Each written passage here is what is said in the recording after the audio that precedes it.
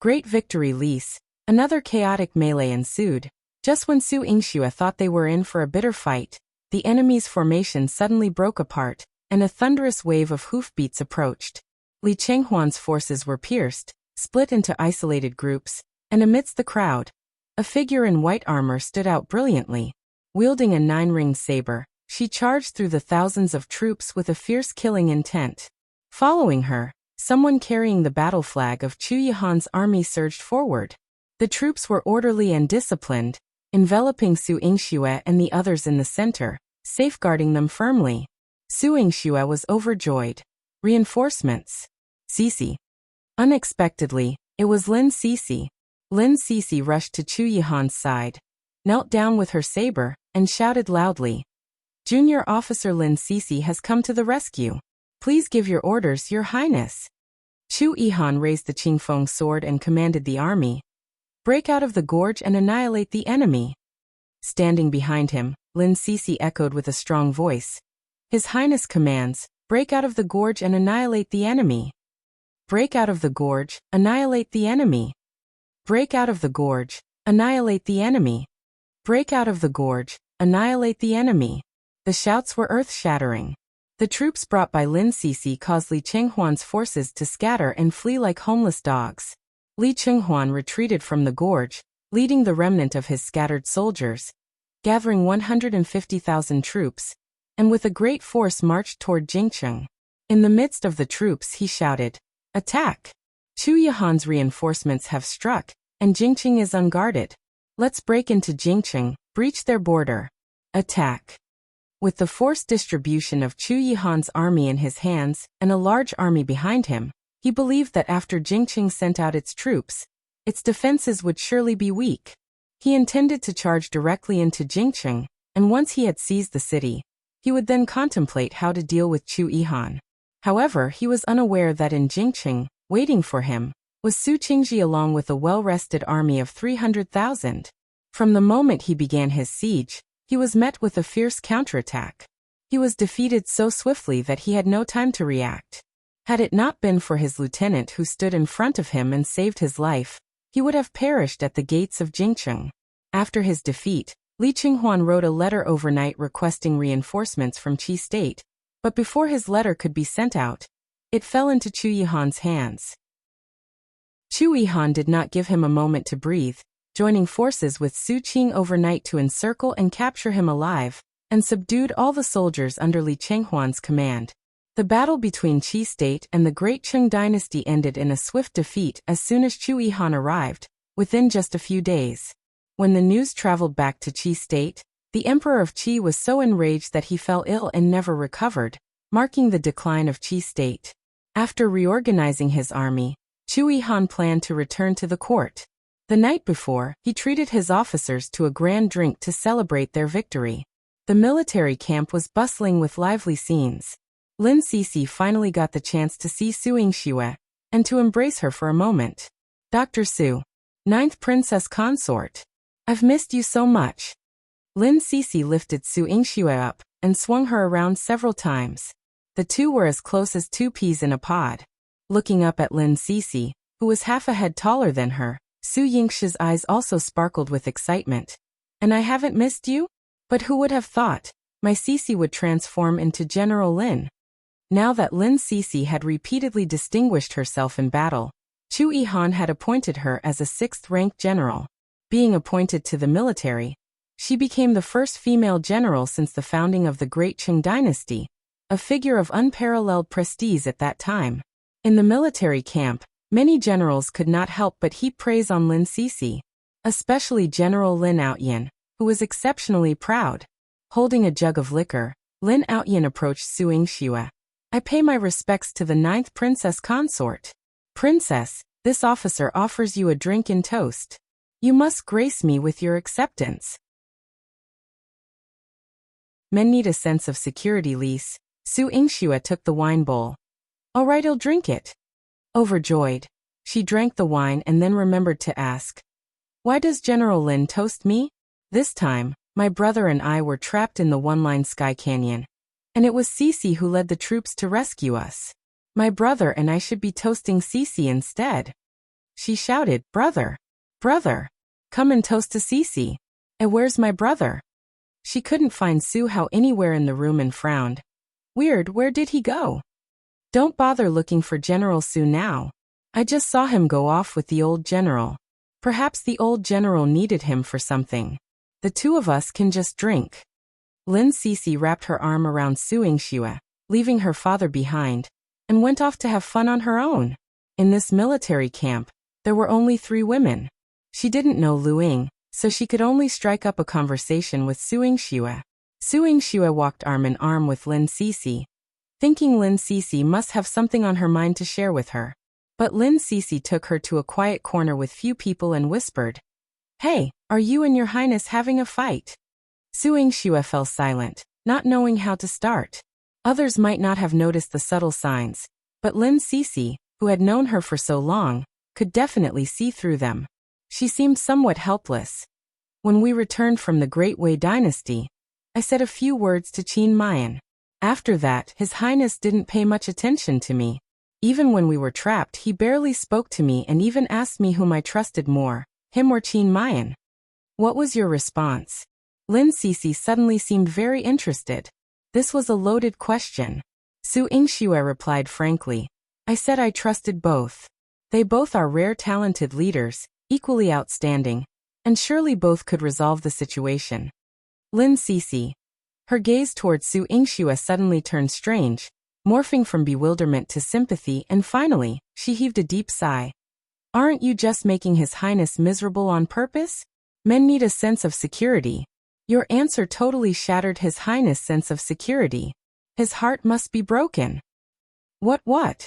Sense of security? And men need it? Chu Yihan's heart broken? Su Yingxue touched Lin Cece's head. "You aren't drunk, are you? What nonsense. His Highness is so strong. Does he need others to give him a sense of security? Besides, the conversation I had with Qin Mayan wasn't about anything else but rejecting him." She had clarified to Qin Mayan that she was not his cousin, to prevent him from feeling upset, and then they reached a peaceful agreement, after which she returned to Chu Yihan's side on her horse, Chuxin. "Did you tell His Highness about this conversation?" "No." "After you came back, did you act coquettishly towards His Highness, looking for a chance to explain?" "No." "Did the Scarlet Flame King give you any keepsake that His Highness found?" "He gifted me a fine horse. When I heard my brother was in trouble, I rode faster than His Highness and reached the military camp in no time." Lin Cece smacked her forehead. "Well done. You've hit all the sore points. You haven't said a word about what His Highness wanted to know. He already lacked a sense of security, and you just added fuel to the fire quite enthusiastically. If this happened to Jinling, she wouldn't pay attention to me either. She would even give me the cold shoulder and be temperamental." "The cold shoulder and be temperamental?" Su Yingxue glanced back and saw Chu Yihan sitting in the commander's seat, drinking his lonely drink, exuding an inviolable coldness, chilling the entire scene by himself.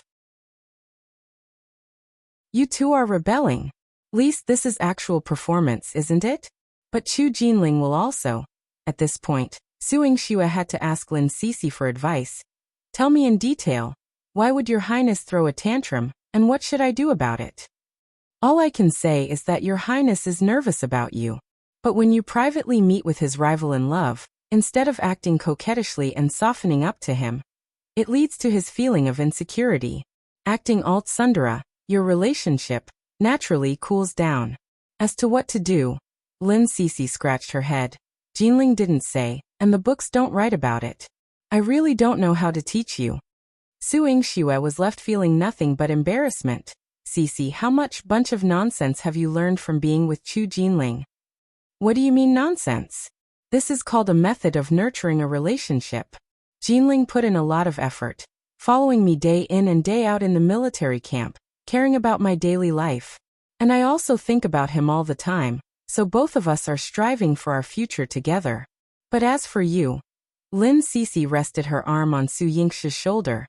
"It seems like from the start of your acquaintance with your highness, it was him who purposely caught your attention, even at the cost of his own life. The amount your highness has done for you is beyond counting, but what you have done for your highness doesn't seem to measure up. does it? In her heart, Su Yingxue subconsciously admitted this. She hadn't been in love with Chu Yihan for many years, nor had she been constantly attentive to his growth. During his years of fighting in the south and north, living on the edge of the knife, she had been growing up carefree, even playing, being bullied, and running around foolishly after Chu Qingya. If not for the hardships suffered in her past life, allowing her a chance at rebirth, she truly didn't know how she could ever repay Chu Yihan's deep affection. So when Lin Sisi said this, she agreed wholeheartedly. She also loved Chu Yihan very much, but perhaps not as long as he had loved her. But as for depth of love, she was sure of hers. He was her one and only love in this life. So you see, you should act coquettish occasionally. Men are all soft-hearted.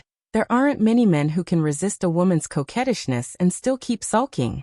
Like Jinling, if he acts coquettish with me, I have no resistance at all. Whatever he says goes. Lin Sisi patted Su Yingxue's shoulder, sharing her wisdom as someone with experience. Su Yingxue didn't know whether she was drunk or had heard wrong. Jinling, acts coquettish with you? Have you two got your genders mixed up? Yeah. When Jinling acts coquettish with me, let me tell you, Jinling is seriously cute when he does that, super adorable. That little face, so pinchable. I don't even want to let go. If it weren't for the armor being so hard to take off that night, I would have pinned him down on the bed. Seeing Su Yingxue's mouth agape, wide enough to fit 2 eggs, Lin Sisi suddenly covered her mouth. Ahem, well, my relationship with Jinling is different from yours with your highness. I'm a general, and he is a prince. So you've reversed roles? He's on the bottom and you're on top. Seems like it. And he's going to bear children for you? Lin Sisi looked somewhat troubled. That won't do. He can't give birth. If he could, I would definitely have Jinling bear me a dozen or so. Both of us want to branch out and bear more children to continue the family line. Su Yingxue clicked her tongue. You two go ahead and continue the family line then. Anyway, noble consort Xiao has money to raise them, and there's plenty of leisure time in Lin Sisi's family to take care of children. Luing likes Su Haolis. Su Yingxue wished them both a swift blessing of offspring, a nest full for life, and boundless good fortune. But as for Su Yingxue herself, she touched her flat belly and couldn't help but think, if she got pregnant, would going to Chu Yihan with a sweet request bolster his sense of security? He surely wouldn't be angry anymore, right? That's what she thought, but when she tried to stride toward Chu Yihan, his air of coldness drove her back. She didn't even have a child yet. She dared not go. Where could she go? Forget it, let's go see grandpa and brother. She walked to where Su Qingji was, shaking Xianer along the way. Although Su Qingzi's voice wasn't loud, one could hear that he was scolding Su Hao. Since you were young, you've always been steady. A few mistakes could make you even more outstanding, but what exactly were you thinking this time? Who in the enemy ranks so bewildered you that you recklessly threw yourself into their trap? Do you understand that if not for Luing, you would have already perished at the enemy's hands? And because of you, a young girl also suffered serious injury? Those 2 scars on her back, how is she supposed to marry well now? She is the daughter of Lu Chongming, and the Lu family's contributions to the state, earned through generations of service, are no less than those of our Marquis Manor. Think about it. How heartbroken must Lu Chongming be over his daughter? Grandfather, I have let down Luing. I will compensate her. I'll acknowledge her as my sister, and provide her with a generous dowry. All my merits can be given to the Lu family. Su Hao knelt before Su Qingji, earnestly admitting his fault. Su Qingji sighed softly. If the Lu family is willing to agree, then that's settled. But today when I went to see Luing, that young girl knelt down and appealed to me, saying her heart is pleased with you and in this lifetime, she only wishes to marry you. If you're willing, then take her as your wife. That must never happen. Su Hao immediately refused. Grandfather, I have no romantic feelings for Luing. Since meeting her at the border, I've always treated her as a friend. She is a capable military family's daughter. She shouldn't have to settle for me. She can indeed marry someone worthily, but now she bears scars on her body. And with you also? Grandfather. Su Yingxue burst in. She bounced up to Su Qingji, wrapped around his arm, and coquettishly smiled. Grandpa can rest assured. I can heal the scars on Miss Lu's back, ensuring her skin will be as smooth and flawless as new, so no one will reject her for them. Is this really possible? Su Qingji was curious and somewhat surprised. Does Grandpa not trust my mother? Or does he not trust me? Su Yingxue pouted and swung his arm to act like a spoiled child. Of course I trust you. Then I'll leave this matter in your hands. Remember, you must heal Luing to ensure she's scarless, or else it will affect her prospects for marriage, and we at the Marquis Manor would feel guilty for not treating her properly. Su Qingji emphasized. Rest assured, Grandpa, I will definitely heal Miss Lu. And as for brother, let him get up soon. He's also seriously injured and hasn't recovered yet. Su Hao kept his head down, kneeling on the ground. You don't need to plead for me. I must bear the consequences of my own mistakes. Chu Yihan still had a punishment for him, and he needed to accept his grandpa's penalty before seeking out Chu Yihan. All right, punishment can wait until you're well. The army will soon be returning to the court. Just don't delay His Highness' military progress. Go rest now. Su Qingji waved his hand, dismissing Su Hao. The aloof Chu Yihan Lise, Su Hao patted Su Yingxue's head and smiled before turning around to leave. Leaning against Su Qingji, Su Yingxue squinted her eyes with a mischievous grin. You purposely sent brother away, Grandpa. Do you have some secret to tell me? You little rascal. Su Qingji gently tweaked her nose, his eyes filled with indulgence. Grandpa indeed has something to tell you, and it's about your brother. Does Grandpa want to ask about brother, Luing, and sister-in-law? Su Yingxue had been a bit tipsy, and still felt somewhat lightheaded. But now she perked up immediately. The fact that Miss Lu likes Howard is well known by now. I find it hard to see this ending well, but as for your sister-in-law, I haven't met her yet. Caressing his beard, Su Qingzi's expression was quite meaningful. Originally, when he heard about this marriage proposition, he wasn't opposed to it, as he trusted Su Hao's judgment. Upon returning to Jiangdu City, even though he hadn't met her yet, he sent Su Wei to inquire and learned that the owner of the Thousand Jiao Pavilion was a shrewd and capable woman, very impressive and also a beauty. This made him even more pleased. Even if Wu Jinyan didn't have much of a family background, which could lead to criticism, he felt that as long as the young woman was competent and a good match for Su Hao, he would strongly support them. However, during this military campaign he also received some unsettling news. Su Hao fell into a trap that seemed to have been set by the enemy using Wu Jinyan's situation to provoke Su Hao, which led to his decision to send troops, especially princely Qinghuan. It was said that before deploying the troops, Su Hao had exchanged letters with him. But from Su Hao's side, he wouldn't disclose anything, and naturally, the letters were not accessible. It wasn't appropriate for Su Qingji to delve into rumors spreading in the military. The only option was to send Su Yingxue. You're a young girl, and the army will still need some time before returning to the capital. You should head back to Jiangdu City first to see what exactly happened with your sister-in-law, and how it relates to the current conflict. Once you have the details, come back and report to Grandpa. This was the task he entrusted to Su Yingxue. Su Yingxue nodded. All right, Grandpa. I will sneak back and see sister-in-law to find out what misunderstandings there are between her and brother. When you return, I'll find an opportunity to introduce sister-in-law to you. She is a beautiful and kind woman. You will certainly like her. Good, I trust both of your judgments. Su Qingji patted Su Yingxue's hand, his face beaming with a smile. Accepting this mission meant that Su Yingxue needed to leave ahead of the main army, which also meant she would need to part with Chu Yihan for some time. So that night, she quietly slipped into Chu Yihan's tent. Technically, Chu Yihan's territory was hers as well, but sneaking back to her own bedding, she still moved covertly. Chu Yihan had drunk quite a bit that night and lay heavily on the bed, reeking of alcohol. He rolled over, pinning Su Yingxue beneath him, and she almost cried out loud. But hearing his steady breathing, she couldn't bear to wake him, so she let him be. As dawn was about to break, Su Yingxue too turned over, ending up on top of Chu Yihan. Somehow, as the sky lightened with the first glimmers of dawn, they found themselves in the midst of a physical encounter. No more, whispered Su Yingxue softly and weakly. Chu Yihan would usually not listen to her, but this time he stopped. As he got up to dress, he was cold as a deity. Despite having just shared such an intense experience, Chu Yihan seemed to stand above the clouds, noble and untouchable. Why not tell her?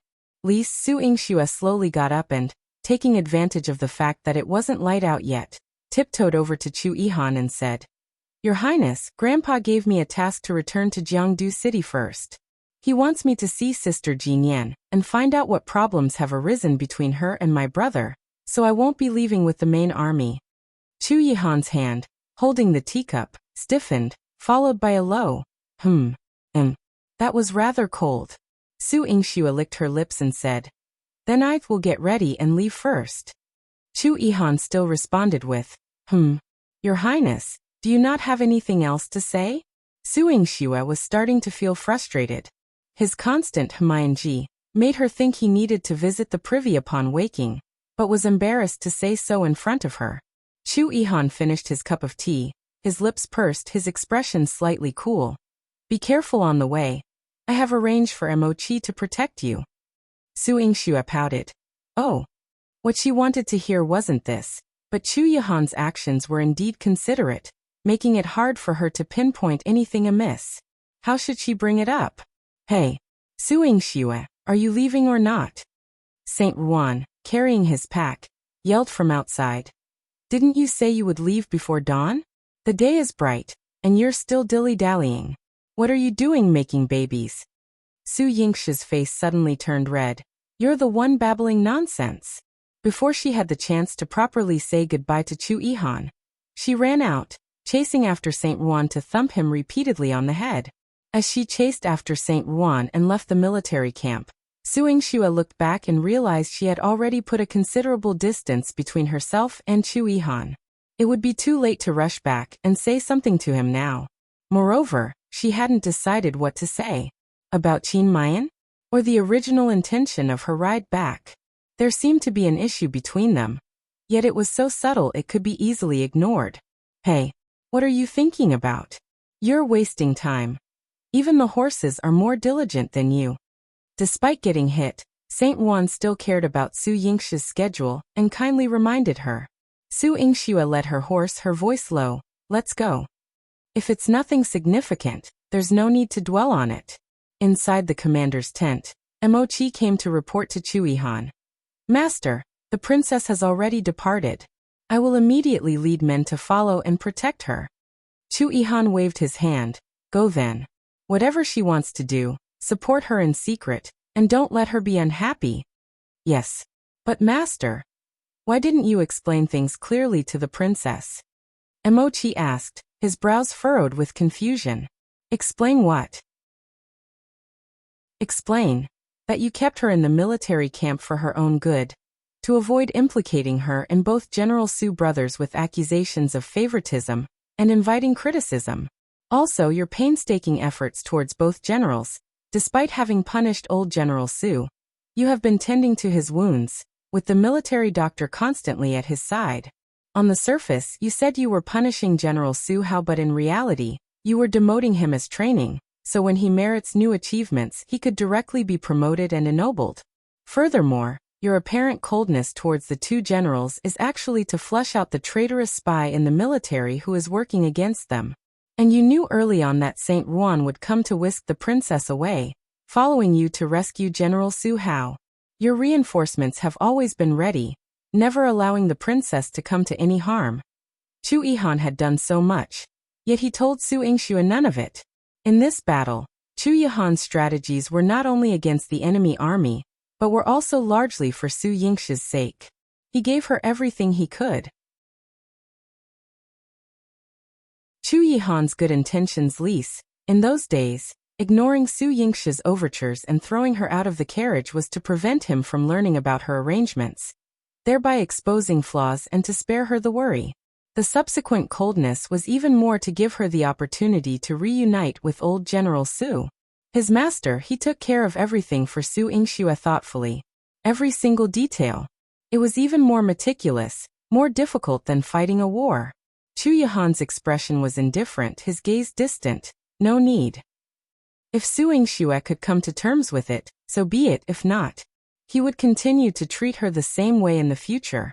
Because they were already husband and wife, for the rest of his life, he would devote himself to her, using all his ability to love her properly. As for her, if she could not give him a sense of security, then so be it. It was no big deal to him. Su Yingxue hurried back to Jiangdu City, feeling genuinely nostalgic when she first returned, as it was her hometown, which she had missed tremendously after being away for so long. Saint Wan thought she sought out Wu Jinyan for some urgent matter, and would head straight for the Thousand Jiao Pavilion. Yet she rode directly back to the Marquis Manor. Saint Wan glared at her. Hey, didn't you say you were going to see your sister-in-law? Why are you heading back to your own home? Wu Jinyan hasn't married into your family yet. Visiting my sister-in-law doesn't stop me from popping into my own home first. Su Yingxue led her horse, Chu Xian, back to the Marquis Manor, familiarizing it with the place. She noticed that Chu Xian was a very intelligent horse. Aside from its inability to speak, it was very accommodating of her intentions. She let Chu Xian find its way to the stables by scent alone. And indeed it found its own way there, clever and obedient. Saint Wan rolled his eyes with exasperation. What's to be so proud of with just a horse? Are you going to the Thousand Jiao Pavilion or not? What's your rush? Anyone who doesn't know better would think you're the one who's desperate to see my sister-in-law with designs on her. Su Yingxue wrapped her arms around herself and walked into her courtyard. If Saint Wan wasn't so old, she really would have to be wary of him. Watch out for him being a LSP. What nonsense! Why would I have designs on your sister-in-law? It's her spices I'm after. Your sister-in-law is a master of fragrance. I've been roaming around and soaked in the battlefield stench. The smell of blood is almost suffocating. I can't stand it anymore. I need to get some spices from her to get rid of this odor. Saint Wan walked on, disgustingly wriggling his nose. Oh my, this is just too much. He really couldn't stand it. He needed to find Wu Jinyan as soon as possible for some spices and perfume. Old man, you're of such an age. What's there to be so vain about? Surprised by his reason, Su Yingxue mercilessly mocked Saint Wan. Upon entering, she encountered Jilan. Jilan was overjoyed. Miss, you're back. Yes. Your clever and unrivaled miss, adored by all, has returned. Su Yingxue pinched Xilan's cheek. Ah, so smooth and tender, Jilan. I haven't seen you in so long, and your skin has improved so much. Woo-woo. Miss Jilan missed you so much. Jilan threw herself into Su Yingxue's arms, tears welling up in her eyes. On the day of the big wedding, when Su Yingxue suddenly disappeared, everyone said she must have met with disaster. Even Ziwei was so heartbroken she nearly wanted to join Su Yingxue in death. Fortunately, Xu Yan returned in time to stop her, persuading her not to be so pessimistic, proclaiming that as a person blessed by heaven, their miss would surely be fine. Only then did she calm down. Now at last Su Yingxue had returned. During the months Su Yingxue was away, the wait had been excruciating for Jilan. All right, now that your miss has returned, why the long face? Hurry and get ready, accompany me to the Thousand Jiao Pavilion, and don't let anyone know. Su Yingxue quietly pulled Jilan to the back door. Saint Wan followed Su Yingxue, while distastefully noticing the odor clinging to his own body. On the way, Su Yingxue asked Jilan about the happenings in Jiangdu City over the past few months. Besides what Chu Yihan had mentioned, executing Yi Zhenjin, demoting Marquis Changxin, and confining Su Xinlan, the rest seemed fairly uneventful. Miss, the only change during the months you were gone is with Miss Wu. She didn't tell you, but she left for a while, and after returning she just... Jilan had difficulty continuing. After coming back, what happened? Su Yingxue felt an ominous premonition. Surely, something had happened to Wu Jinyan. Rumors are rampant in Jiangdu City. Miss Wu has secluded herself in the rear garden of the Thousand Jiao Pavilion, seeing no one. Miss Han and Miss Miaoyan are barely able to keep the business running, allowing it to continue operating. Jilan found it even more challenging, and dared not reveal everything to Su Yingxue. Seeing her like this, Su Yingxue knew that she had to meet Wu Jinyan herself to understand the full truth of the matter. Cousin. Su Han had just received the news of Su Yingxi's safe return, and she hurried over at once, greeting her eagerly. Yingxue, it's so good that you are unharmed. On the day of Su Yingxi's grand wedding, Su Han had been terrified. If Su Yingxue really had met with disaster, even executing Yi Zhenjin and Su Xinlan by lingering death wouldn't have been enough to appease her fury. Sister, I have returned safely, but there is something urgent I need to attend to. Let me see Sister Jinyan quickly.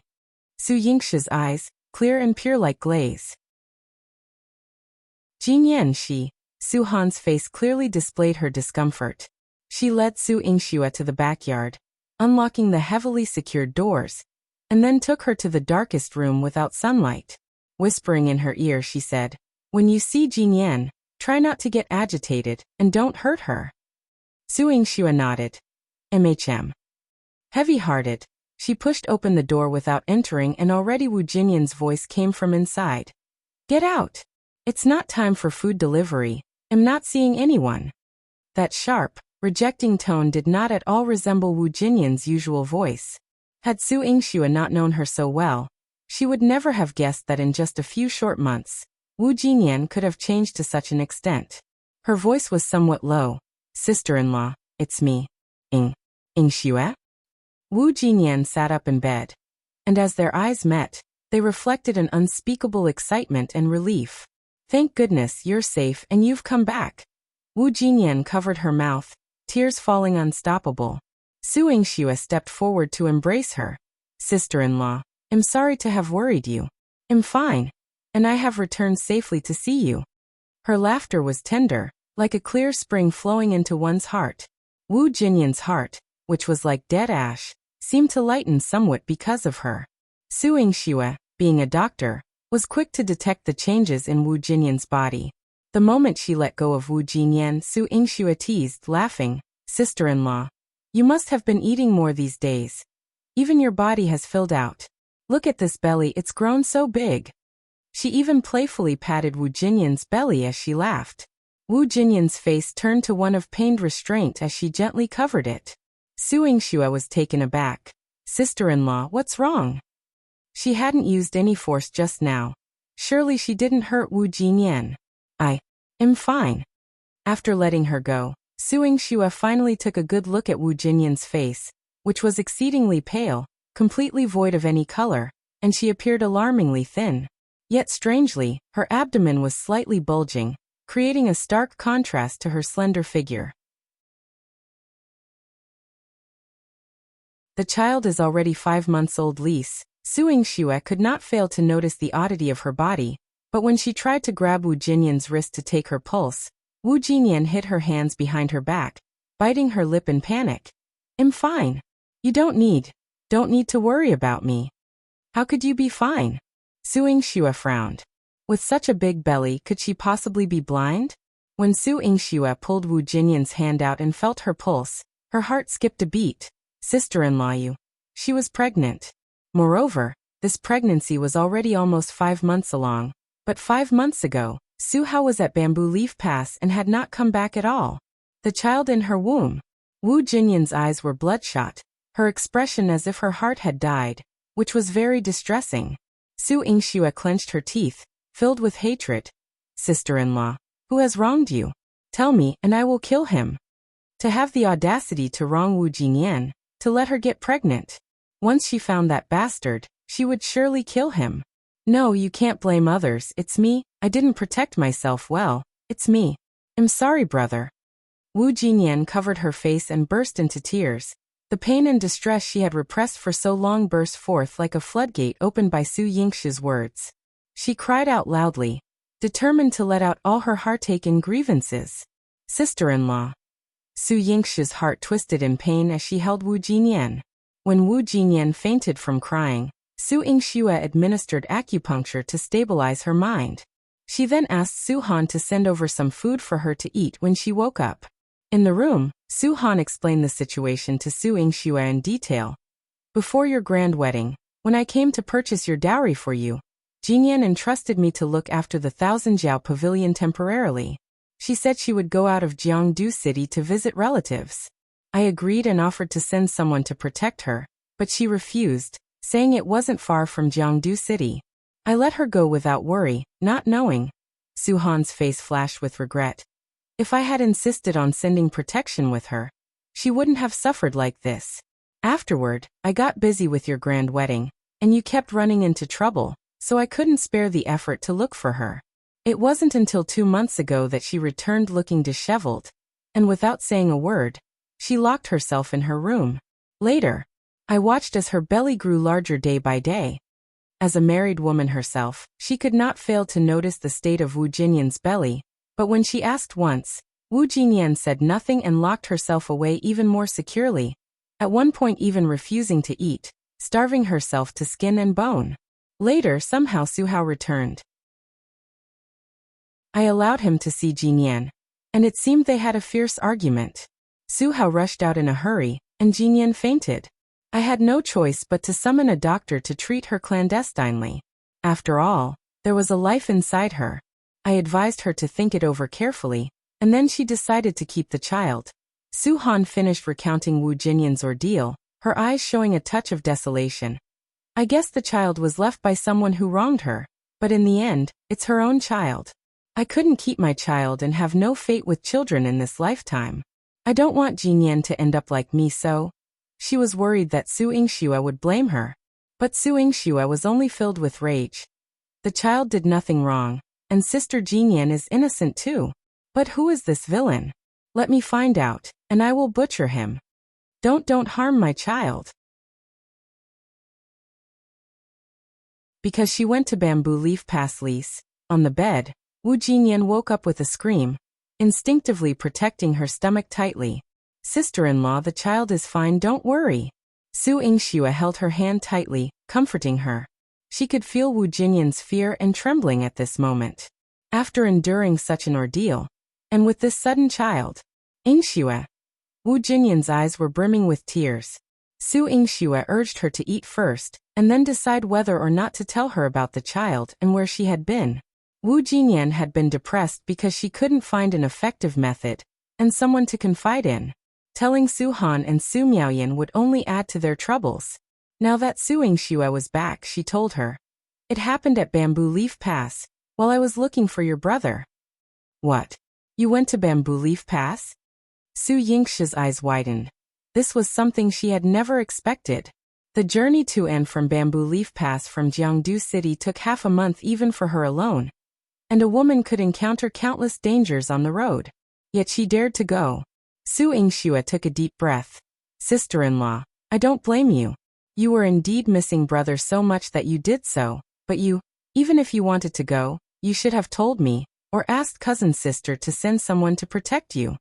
If she had been protected, such a thing would never have happened. Right before your grand wedding, the entire Marquis Manor was very busy. I didn't want to burden you with worries before your marriage, and moreover, this was a matter between your brother and me, something we needed to face and resolve ourselves. Wu Jinyan's tone now allowed Su Yingxue to imagine how determined she must have been at the time. Perhaps even if she had anticipated what might happen to her, she wouldn't have stayed in Jiangdu City. Sister-in-law, what exactly happened between you and brother? Did you see him at Bamboo Leaf Pass? This was what Su Yingxue cared about the most. Su-hao's emotional breakdown and his entrapment by the enemy must be related to what happened at Bamboo Leaf Pass. Wu Jinyan looked down, forcefully wiping away the tears on her face, making it seem as if her heart was riddled with holes. With a choked voice, she said, when your brother first went to Bamboo Leaf Pass, he often wrote letters back to me. But then the letters gradually became less frequent, and even on the paper, there were scents of hibiscus flowers. Managing Thousand Jiao Pavilion, I'm more than familiar with various fragrances. That's a scent used by women. I suspected that he might have become close to a girl at Bamboo Leaf Pass. Once a woman has suspicions, it's hard not to verify them. After a month without letters from him, I made up my mind to find him. On my way to Bamboo Leaf Pass, though I encountered some difficulties, I eventually arrived safely. The Miss Lu who received me was very polite, but I waited a whole day without seeing your brother. He used the busyness of military affairs as an excuse, asking me to wait for him until evening at the general manor. I knew I wouldn't see him that night, But I was not going to give up. I planned to stay in an inn for the night and wait for him the next day. Unexpectedly on the way, I encountered a drunken man who That night was a nightmare Wu Jinyan would never be able to forget in her life. She suffered terribly, and as she struggled to get away, she didn't even see the man's face clearly. She just thought of escaping. Afterward, she no longer had the courage to see Su Hao. She walked towards Jiangdu City like a bewildered puppet. By the time she reached Jiangdu City, she discovered she was pregnant. Don't call me sister-in-law anymore, Lise. She began to lock herself away, refusing to eat or drink, intent on miscarrying the child. But then Su Hao suddenly returned. Seeing her pregnant, he was shocked, pained, and furious. She still remembers to this day how Su Hao grabbed her shoulders, his eyes red as he said to her, "Jinyan, abort the child. This child cannot be kept." "And what about me? Will I still remain by your side?" Su Hao hesitated, unable to give Wu Jinyan an immediate answer. Time slipped away by the second. Wu Jinyan knew then that Su Hao was unable to give her an answer anymore. Caught between Su Hao and the child, she made a choice. "Su Hao, you should go. I will keep the child." Su Hao stormed out the door, and she knew that there was no longer any possibility between them. Su Yingxue sighed deeply. Afterwards, my brother left for the battlefield. Now she reflected, during their campaign against Yunggui City, those days spent eradicating Wu Dao, Su Hao's odd behavior must have been on account of Wu Jinyan's pregnancy. Su Yingxue never doubted Su Hao's deep affection for Wu Jinyan. But as for Wu Jinyan now, "Sister-in-law, since you've decided to keep the child, I will prescribe you some fetus-preserving medicine and tonics to care for your health. You must eat well. Only by nurturing your body can you ensure the child is born healthy," Su Yingxue said. She gently stroked Wu Jinyan's belly, lamenting that the child was not Su Hao's. But it was not yet born, and was certainly innocent. And Wu Jinyan had her own reasons for deciding to keep the child. "Yingxue, thank you, but from now on, please just call me by my name. Don't call me sister-in-law anymore. Once your brother returns, I will dissolve the marriage with him, and we will owe each other nothing," Wu Jinyan said, her face full of vulnerability and her eyes showing painful resolve. Su Yingxue moved her lips. "All right, Sister Jinyan, I promise you. But as for your marriage to my brother, he won't give it up easily. He was injured and trapped behind enemy lines. He must be very concerned about you. Once the army returns to the capital, you should have a proper talk with my brother," Su Yingxue urged. A rift had formed between the two, leaving behind a great wound that might never heal. But it was necessary to speak calmly and clearly, to say goodbye properly, in order to make peace with one's heart, to not let down the deep love of all these years. After leaving the medicine and clinic instructions, Wu Jinyan began to eat once Su Yingxue was gone. The inherent fortitude in her nature meant she would not easily succumb to any situation. Even if humiliated by having a child in such a manner, she would not seek death but rather contemplate how to live her life moving forward. After visiting Wu Jinyan, Su Yingxue shared a cup of tea with Su Han. Although Su Han was the daughter of an official, a lady of respectable family, her management of the Thousand-Jiao Pavilion in this period led to a continuous rise in revenues. Integrating some of Wu Jinyan's methods, 3 more branches of the pavilion had already been opened. As an owner who simply waited for her share of the profits, Su Yingxue felt somewhat ashamed to receive such a large sum of money after facing such trials and tribulations. "I haven't managed the business for a single day, yet so much revenue has filled my pockets. It feels rather awkward. Sister, since you have opened a few more branches, the earnings from these new branches should be split between you and Sister Jinyan. I won't intervene," she said. She had the clinic to worry about, and after returning, she suspected she would not be able to look after the Thousand-Jiao Pavilion anymore. "You're willing to trust me to manage the Thousand-Jiao Pavilion?" Su Han asked, her lips curving into a slight smile, her eyes shimmering with excitement. Su Han's future husband Lise, "Sister has already taken action, hasn't she? What's there for me not to trust?" Su Yingxue chuckled lightly. Su Han opened a branch without giving advance notice, but instead got straight to work diligently, which proved her capability in this area was not weak. Since she had this idea, what reason did she have to obstruct it? And with Wu Jinyan's current condition, she probably couldn't be busy at the Thousand Jiao Pavilion for a while. Someone needed to look after the business. Su Han nodded with a smile. In that case, I will draft a contract. After Jinyan has seen it, the three of us can sit down and sign it. I absolutely won't take more than what's yours, sister. Having received this opportunity from Su Yingxue, she naturally wouldn't mistreat her. This opportunity was too good for her, like a lifeline. But sister, as a daughter of the Marquis Manor and our uncle's daughter, your status is noble. Aren't you afraid that our aunt won't agree, or of any gossip, if you lower your status to manage Thousand Jiao Pavilion like Sister Jinyan? This concerned Su Yingxue. Though Su Han was resilient, she was different from Wu Jinyan. Wu Jinyan had been accustomed to hardship since childhood, hence developing a good character and abilities. Even though Su Han could manage the internal affairs of the household, it wouldn't necessarily mean she could adapt to the external world of business. Over time, Su Yingxue worried it could be detrimental to her future marriage prospects. My mother does not agree. She has been angry with me ever since I came to the Thousand Jiao Pavilion, forcing me to continually stay in the Marquis Manor, but as time passed, she seemed to have no way to stop me. Furthermore, you needn't worry, I've already chosen my future husband, and he supports me in doing this. Su Han patted Su Yingxue's shoulder. Su Yingxue was particularly surprised. Future husband? Who have you chosen, sister? Su Han had always been decisive, but that she had already chosen a husband was beyond Su Yingxue's expectations. It seemed that quite a lot had happened during the few months she wasn't in Jiangdu City. You've met him. He's Junior Officer Song Qingyi, who should be returning to the capital with the army now. Su Han smiled faintly, a warm and sweet light gleaming in her eyes. Su Yingxue tugged at the corner of her lips. Song Qingyi. I seem to have seen him in the military. Is he still a junior officer? Su Yingxue didn't recognize military ranks, but she had caught a glimpse of Song Qingyi in the military one day, and noticed that his armor was different from the past. She knew that although Song Qingyi was not handsome, he was capable, and would surely accomplish great things in the future.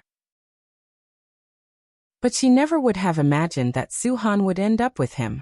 Sister, how did your story with him develop? I've been away for so long, and seem to know nothing.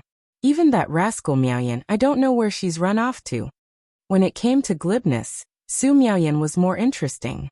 Listening to Su Han narrate would certainly be subdued and restrained, not as entertaining as having Su Miaoyan tell the story as if she were a storyteller. Miaoyan. As Su Han began to speak, she found it somewhat tricky. You really should go see her. She's been living in the Qilin Garden for so long since you've been gone. I heard that Antine visited the Qilin Garden twice, but couldn't take Miaoyan out. Qilin Garden? Xiaoyu. He's detained Miaoyan? Su Yingxue jumped to her feet and rushed to the Qilin Garden. As she barged in, she kicked the door and cursed. Xiaoyu, where have you kept my sister? Release her at once. Otherwise, I won't let this go. Although Xiaoyu had helped them by fixing the tunnels, saving her brother, and thus owed them a favor, this man was really shameless. Xiaoyu is an old man lease. Her sister Miaoyan is still a young girl. How could he bring himself to do this? Utterly detestable. Xiao Si hurried out to welcome her, blocking Su Yingxue. Ninth Princess Consort. Our young master is napping right now. Please wait in the front hall for a while. Wait for what? Where is my sister? I am here to take her home. Su Yingxue was fuming with anger, thinking about how Xiao Ye's behavior was totally out of line. If he had so much as touched a hair on Su Miaoyan's head, she would surely prick him to death. Since she had been to treat Xiao Ye's illness before, Su Yingxue knew her way around and charged straight to Xiao Ye's room. She kicked open the door just as Xiao Yu was getting up. He wasn't using a wheelchair anymore and stood in front of Su Yingxue, his tall figure somewhat unaccustomed to her. Despite being from a merchant's family, he carried an air of scholarly gentility, with a hint of indifference at the corners of his eyes and brows, adding to his untainted nobility. Clearly awakened by Su Yingxue, Xiao Yu said calmly, Ninth Princess Consort barges into my room. Does the Ninth Prince know about this? Su Yingshi's face turned green with anger. I'm not here for you. What does it matter if the prince knows? Where is my sister? What have you done to her? Xiao Yu, have you lost all sense of humanity? Miaoyan is only 14, still a child, and you dare lay a hand on her. She accused Xiao Yu to his face, causing Xiao Si to wince. Ninth princess consort, you must be mistaken. Miss Miaoyan has been living in Qilin Garden, and seems quite happy. Our young master never forces her to do anything. What nonsense are you spouting? Is Qilin Garden her home? She has her own house and doesn't return but feels comfortable staying here with your young master? My auntie has come several times and hasn't been able to take her back. Are you saying it's not because your young master is preventing it? Su Yingxue interrogated sharply. On this point, Xiao Si shook his head firmly. Our young master has never stopped her from leaving. It's just that every time Madame Ying came to pick her up, after talking with their young master, she left and never mentioned taking Miss Miaoyan away again. Xiao Yu didn't bother to argue with Su Yingxue and, with a wave of his hand, had the servants bring Su Miaoyan out. Su Miaoyan was dressed in a light sheer skirt, delicate and lovely in color, enhancing her youthful face and making her seem like a fairy among flowers. Sister, you're back. Su Miaoyan darted over in little steps, like a pink cloud crashing into Su Yingshi's embrace, snuggling into her. Su Yingxue saw her cheerful demeanor and flicked her forehead. You brat, staying away from home for so long. Have you been brainwashed by this man? Brainwashed? Why would I be brainwashed? Brother, you has been very nice to me. Am much more comfortable in Qilin Garden than at home. Su Miaoyan giggled, her face sporting two tender and soft rosy cheeks. Su Yingxue wanted to pinch them. You even became addicted to living outside. A young girl who isn't married yet, aren't you ashamed? Ah, sister, have mercy. Su Miaoyan cried out as Su Yingxue pinched her face. Sister is still unmarried, and you have been living outside all this time. Not returning home at all. Su Miaoyan was quick to draw parallels, quite adept at it, indeed. But Su Yingxue wouldn't lose to her in verbal sparring. Sister is already married, living with my own husband, the prince. Are you married? Not only are you not married, but you are also living with this old man.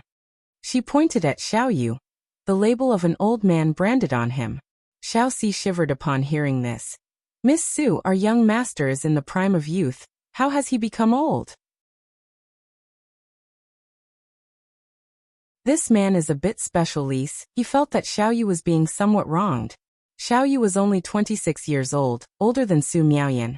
But when compared to that ninth prince from Su Yingshi's family, he was still somewhat younger, wasn't he?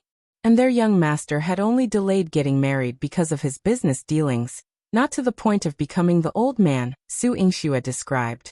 Xiao Ye's features were cool and collected, and on his face that seemed to show no emotion, his thin lips parted slightly. The words of the ninth princess consort. I fear the ninth prince has not heard. When I have time, I will certainly have a good talk with His Highness. Su Yingxue raised an eyebrow. Thinking of tattling to His Highness? As you like. But let me tell you, Xiao Yu, keep away from my sister. You sly old man. Just find a madam from the Xiao family for yourself. Our miss from the Marquis manor, you'd best not touch. Otherwise, they would turn from partners into enemies.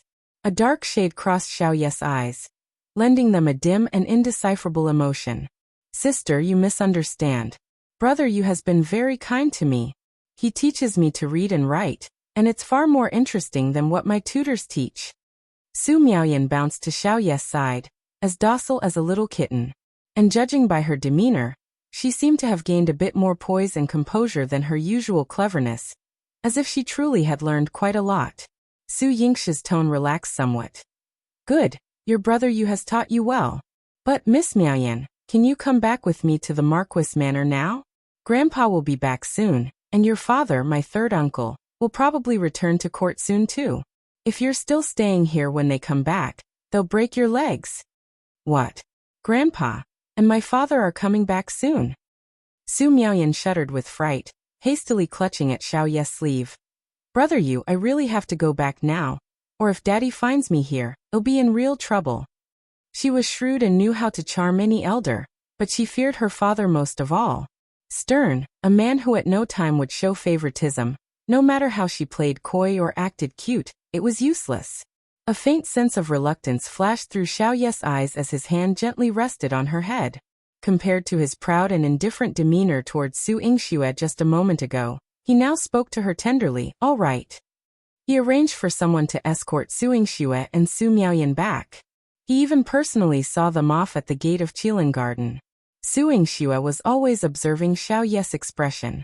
This man seemed to have a special feeling for Su Miaoyan.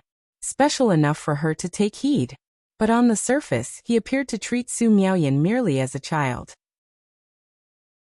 He didn't stop her when she came to take her away. Xiao Yu watched their carriage leave. The expression in his eyes retracted, becoming profound and indifferent, yet holding an inscrutable darkness that others could not discern. Xiao Si stood beside him, heaving a sigh. Even Lady Yin couldn't take Miss Miaoyan away, and yet she went away with the 9th princess consort. His young master must feel reluctant. Xiao Ye's voice was cold. Su Yingxue couldn't take her away because she herself wanted to go back. It was only then I let her. In the end, he had not yet been able to give her a proper status. However, there will be time in the future. In the Marquis manor, when Su Yingxue brought Su Miaoyan back, Su Han had already prepared a table full of sumptuous food. With no elders present, Su Han lifted her cup and said with a light smile, "Today we 3 sisters will enjoy good company." "Wow, Sister Han is drinking. I want to drink too." Su Miaoyan poured out the fruit juice in her cup and quietly filled it with wine. Su Han's changed lease. Su Yingxue rapped her on the head. "What are you doing drinking, kid? Pour it out for me." "I won't pour it out. I want to drink it. Besides, my birthday has passed. I'm 14 now. I'm not a child anymore. Brother, you said that in another year I'll come of age. Once I'm of age, I'll be a grown miss." Su Miaoyan protected her wine glass, pursing her lips forcefully. It's always brother you this, brother you that." "Su Miaoyan, has Xiao Yu drugged you? You two haven't by any chance?" Just as Su Yingxue was about to voice her suspicions, Su Han quickly clutched her hand. "Yingxue, don't talk nonsense.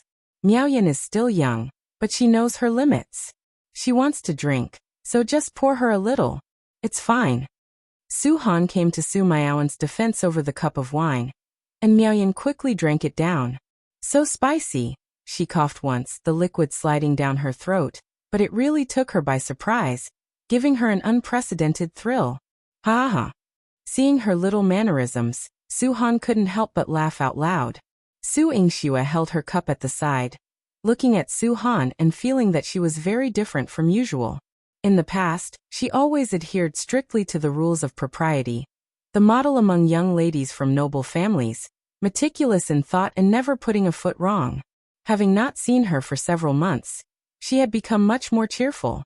It was as if they had switched roles.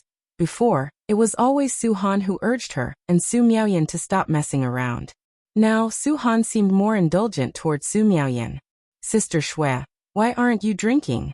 Don't tell me your alcohol tolerance is even worse than mine?" Su Miaoyan deliberately squinted her eyes, teasing Su Yingxue. Su Yingxue was about to drink, but when the wine reached her lips, she felt a bit nauseous. "Never mind, switch it for juice for me. I'm not feeling great with the smell of alcohol today. Even Sister Shui has a day when she doesn't drink. Let me drink for you." As Su Miaoyan spoke, she went to snatch her wine cup, but before she could grab it, Su Han had already drunk Su Yingxue's wine. Her cheeks were slightly red. "Since you're not drinking, I might as well drink some more with Miaoyan." The dinner was enjoyed heartily, and the drinks were enjoyed even more. Su Miaoyan became drunk, and was carried back to sleep soundly. Su Han was also drunk, and when Su Yingxue wanted to give her some sobering medicine, she pushed it away. "Don't bother. It's rare for me to be drunk. I don't want to sober up so quickly." "Sister, what's happening to you?" Su Yingxue noticed the change in Su Han, but didn't understand why it was so significant. Dismissing Jifin and Jilan, Su Han linked arms with Su Yingxue and staggered alongside her through the courtyard, a bitter smile on her face. "Yingxue, Do you also feel that sister no longer seems like the noble young lady from before, the role model among young misses? Su Yingxue nodded. Yes, sister, you've changed from before. Getting drunk, finding a husband, managing a store. Such things were never part of Su Han's prior actions. In everyone's eyes, she was the unattainable white moonlight, admirable but only to be looked up to from afar, out of reach. But I feel that the way I'm living now is the most comfortable and enjoyable.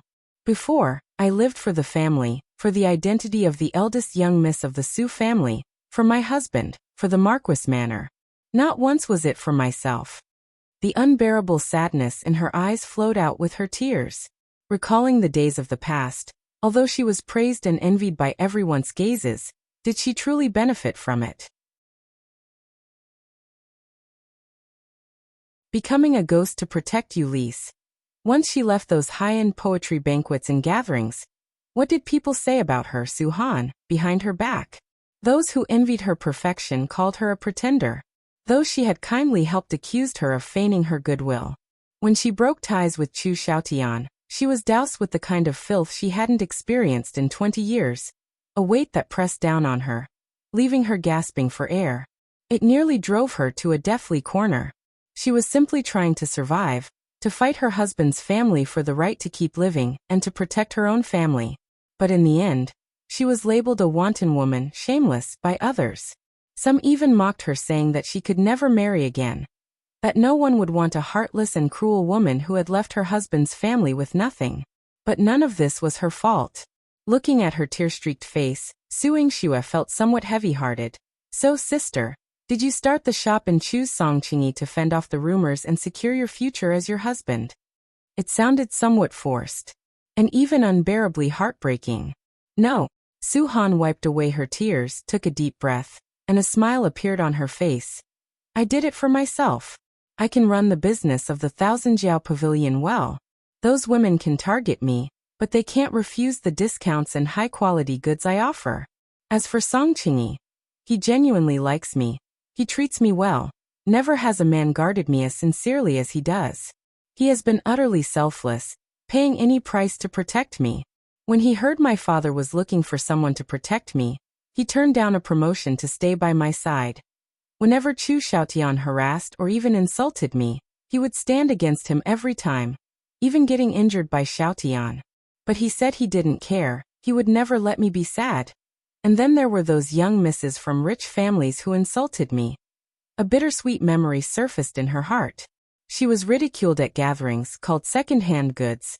Someone who wouldn't be able to marry and should spend the rest of her life in a temple. Hearing this, Song Qingyi drew his sword against them. He said, If you wish to die, utter one more word against Miss, and my sword is ready to sever your heads. Ah! At the banquet, the group of frightened young misses from rich families ran off in an embarrassing state, daring not to insult her again. At that moment, Su Han's heart pounded fiercely in her chest. After Song Qingyi had chased those people away, he asked her cautiously, Miss, did I frighten you? Su Han shook her head, her eyes full of emotion. Junior Officer Song, would you really act against them? They are all daughters of official families. There was a hint of probing in her question. Even though she knew Song Qingyi might say something disheartening, she still wanted to hear it. He replied, If they continue, I will indeed take their heads to ensure their silence forever. Shocking. That's the only feeling Su Han had at that moment. Killing them, you won't get away either. You will die, Su Han exclaimed, astounded. Was this man willing to protect her reputation with his own life? With his lips tightly pressed, Song Qingyi said, I know, but that way, I would have to protect Miss as a ghost from then on. Please do not be afraid. Marry only Song Qingyi Lise, to protect her as a ghost. It was this sentence that made Su Han make up her mind. Her heart was pleased with him, and she wanted to marry him, to be his wife. It's really surprising that Song Qingyi can love sister so much. Su Yingxue and Su Han leaned against each other under the moonlight, smiling contentedly. Su Han's eyes were smiling, even gentler than the moonlight. Yes, all the love and protection I dared not wish for or accept before, he has given me. Therefore, no matter what he looks like or what status he holds, I'm willing to marry him wholeheartedly. This marriage, I think uncle and aunt won't refuse. Su Yingxue was very happy for her. Speaking of her parents, Su Han felt some distress. Father doesn't really mind Song Chenjia's appearance, admiring his abilities and agrees with me being with him. But mother, she cares about Song Chenjia's poor background, the lack of family support, and no achievements to his name, fearing that he won't be able to protect me in the future. Qin Wan, being from a prominent family, naturally wanted to find a powerful marital home for Su Han to make up for her previous neglect. Song Chenjia's looks were unimpressive, and his background was not great. Whenever Su Han brought him up with Qin Wan, she would frown. Even when she was harassed by Chu Xiaotian, letting Qin Wan know, she became even more worried. Worried that if Chu Xiaotian came to make trouble in the future, Song Qingyi might be harmed by Chu Xiaotian in secret. By then, if she became a widow, her latter half of life would be even more uncertain. Sister, don't worry. Su Yingxue held Su Han's hand, her eyes bright as stars. Song Qingyi has exceptional abilities. He will definitely achieve great things in the future. Chu Xiaotian is no match for him. In her previous life, before she died, Song Qingyi had already begun to show his edge. Now that he had Su Han, in order to protect her, he would only hasten and work even harder to improve himself. He would surely achieve success even faster. As for Chu Xiaotian, Su Yingxue rolled up her sleeves. Sister, if Chu Xiaotian comes to find you again, you come and tell me. I'll let him know the consequences of a toad wanting to eat swan meat. Chu Xiaotian, that damn toad. If he comes again, she wouldn't mind causing the prince's mansion in Yangon County to have no heirs. Su Han chuckled softly. All right. The two sisters supported each other as they walked to their own courtyards. Su Yingxue wanted to convince Su Han to sleep together, but Su Han claimed she had a headache from the alcohol and wanted to rest alone. Su Yingxue didn't force her. She had just laid down in her own courtyard when Jifan quietly woke her. Miss that. The Prince of Yangon County has come again, still refusing to leave the Marquis Manor. Refusing to leave? Su Han rubbed her aching head. Tell someone to drive him away. Perhaps she had spent too much time with Su Yingxue, but Su Han's approach had also become more forceful. Jifan was somewhat surprised, but still followed Su Han's orders to shoo Chu Xiaotian away. But Chu Xiaotian was clearly determined not to leave without seeing Su Han. After being driven away multiple times, he kept coming back. Jifan had no choice but to wake Su Han again. Miss, the regional prince refuses to leave. He's been driven away many times and is still outside the Marquis Manor. He says he's not afraid of being seen. He just misses Miss and wants to see you one more time, even bringing a gift for you. Su Han propped herself up on the bed, took a few deep breaths to settle her mind, then dressed and stepped out into the moonlight. Jifan protected her closely, following every step. Seeing her come out, Chu Xiaoshan's handsome face immediately lit up with a smile. Hainer, you still came to see Your Highness. Your Highness. Humble and submissive Lise, he excitedly wanted to go up and embrace Su Han, but was pushed back by Su Han's cold voice. Your Highness, please show some respect. Show some respect. Chu Xiaotian smiled wryly and helplessly. That's right, you are no longer the regional princess, and I should not be touching you, but I really miss you, Hainer. Forgive me and come back home with me, okay? Forgive? Go back home? Su Han's lips curled up with a mocking arc, a trace of disdain spilling from her eyes. Your Highness, you think that since I have not held the past entanglements against you, I am still as easy to manipulate as before, and that you can overstep your bounds with me, right? I didn't. Caught off guard and seen through, Chu Xiaotian suddenly felt somewhat guilty. It was just as Su Han had said. He took advantage of her unwillingness to lose her temper at him, so he harassed her relentlessly, step by step pressuring her, thinking that he could eventually take her back to the prince's mansion. Chu Xiaoshan's reaction was within Su Han's expectations. Even the thoughts behind each of his expressions were crystal clear to her. Chu Xiaotian, you have always thought that Su Han still loves you. Even if you almost killed me, left me bruised all over, humiliated me thousands of times, I would still return to your side, grovel before you, right? No. I have never seen you as groveling. I know you acted that way because you admired me. Your toleration of my mother and sister was all because of your deep love for me. But Hainer, I realize my mistake now. My mother and sister have also been exiled 3,000 miles away. They can never return to Jiangdu City again. Isn't this punishment enough?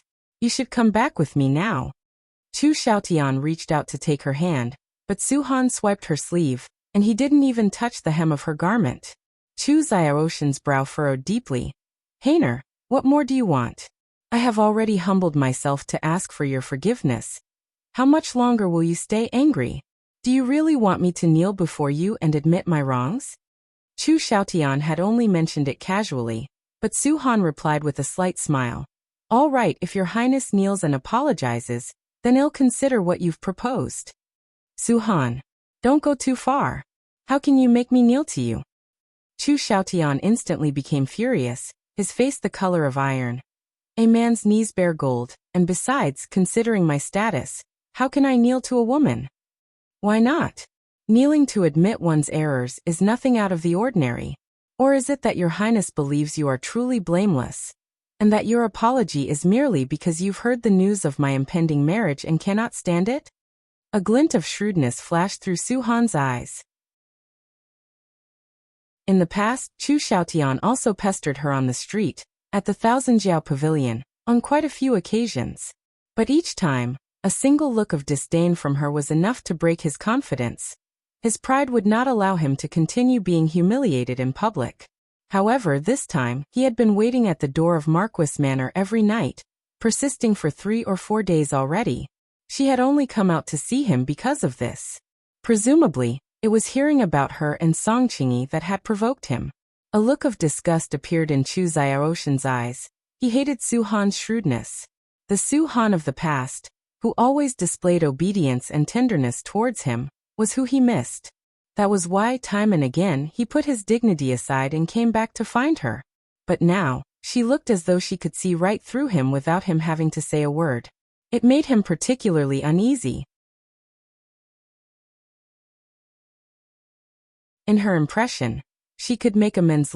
He held an exquisitely crafted sandalwood box in his hand and handed it to Su Han. This is the golden hairpin that you once said you wanted. Your Highness has procured it for you, having spent considerable manpower and resources. Song Qingyi, I'm afraid, couldn't give this to you, could he?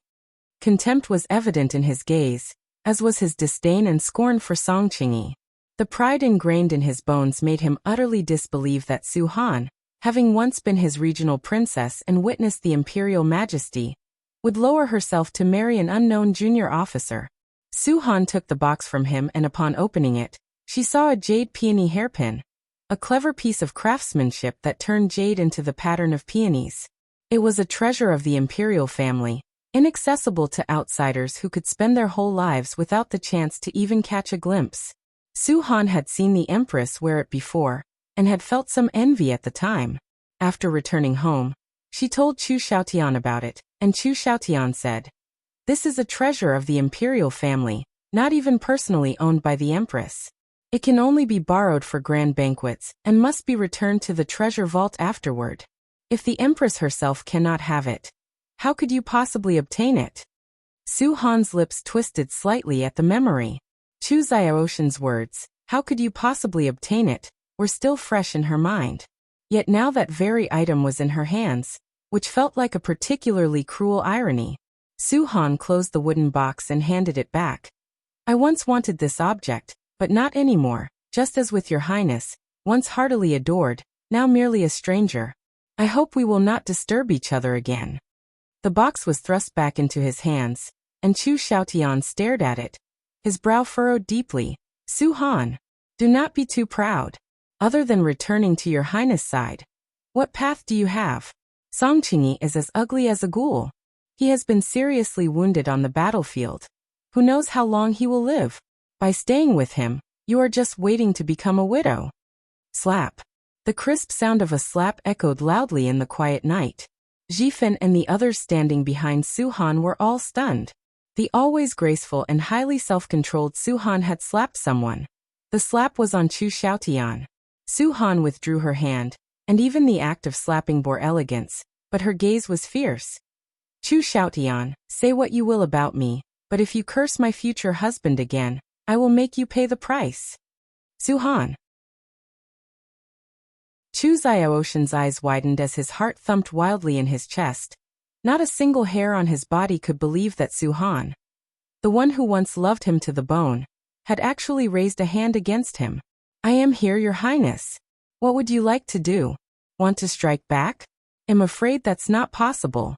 With many palace guards from Marquis Manor, they would not let Your Highness leave easily after laying a hand on me again. But if Your Highness chooses not to strike back, then I will not waste my time with you. Please leave the Marquis Manor. Su Han's defiance was overwhelming. Her delicate frame belied the formidable aura she radiated. Su Han had already turned around when Chu Xiaotian seized her sleeve in desperation. Hainer, don't be angry with Your Highness. If you want to hit then. Your Highness is willing to apologize to you, but could you please not marry Song Qingyi? Su Han's actions tonight were completely beyond his expectations. His memory of her, the Su Han he thought he knew, was someone he still believed he could win back. Because she used to love him so deeply. Before their marriage, she had already given her heart to him. After they married, she tried even harder to be a good wife and mother, accommodating and considerate at every turn, dedicating herself to his well-being and the welfare of the prince's mansion. Breaking free from the bonds of love lease, a woman who loved him like that, even if she had to break off their engagement because of his mother and sister, still couldn't forget him in her heart. How could she marry someone else so quickly? He couldn't bear it, she shouldn't. Su Han's expression remained calm. She had thought her heart would beat wildly at this moment. However, now facing Chu Xiaotian, her voice was soft yet resolute. I can't, my marriage to Song Qingyi is settled. We're just waiting for grandfather to return. Then he can prepare our wedding date. Even if her mother still somewhat disapproved of her and Song Qingyi, she would find a way to persuade her. You can't marry him. Hainer, Your Highness still loves you. You can only marry me, not him. Chu Xiaoshan's eyes were bloodshot. Su Han's repeated rejections were nothing compared to her firm declaration to marry Song Qingyi, which broke his heart. If she married Song Qingyi, he could never bring her home again. He would lose her completely. Love me. Su Han looked at Chu Xiaoshan's current state and let out a cold laugh in her heart. Back when she was married to Chu Xiaotian, she ironed his clothes every night before bed and scented them with spices, keeping him spotlessly clean and carrying her fragrance. But now he looked miserable, covered in dust, without a trace of her scent on him. Su Han felt that she was finally free from a constraint.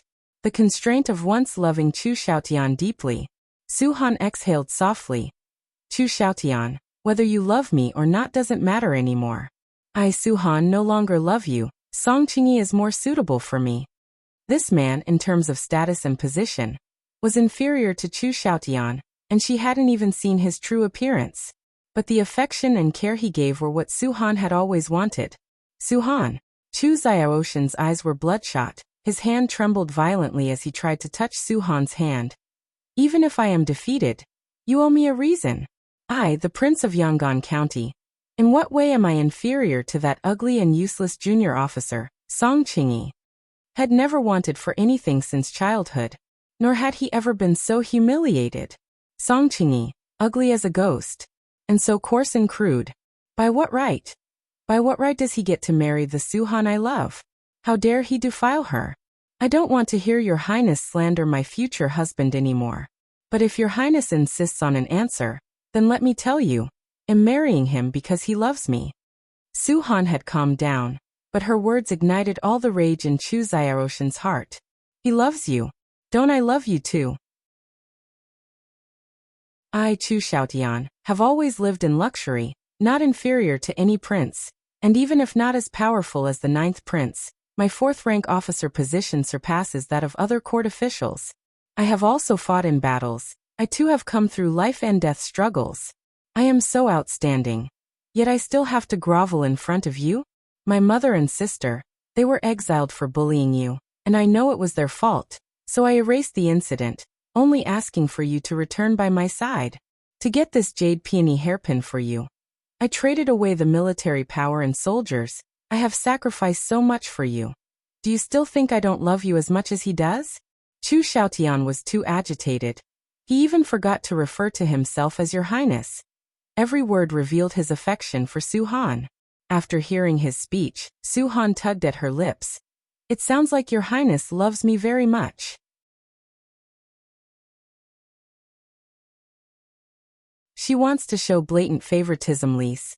Chu Xiaoshan's expression softened, and he smiled, thinking Su Han would give him a chance. Hainer, it's good that you understand. Your Highness truly loves you, so don't marry him. Come back with Your Highness. He would always love her from now on. All right, if Your Highness will do one thing for me, then I will agree to your request, Su Han said in a soft voice. Jifan, standing behind her, widened her eyes. Miss, how could you agree to go back with the Prince of Yangon County? Wasn't this just jumping back into the fire pit? As she was worrying, she heard Su Han say, at the last banquet, I was humiliated by Miss Xia family.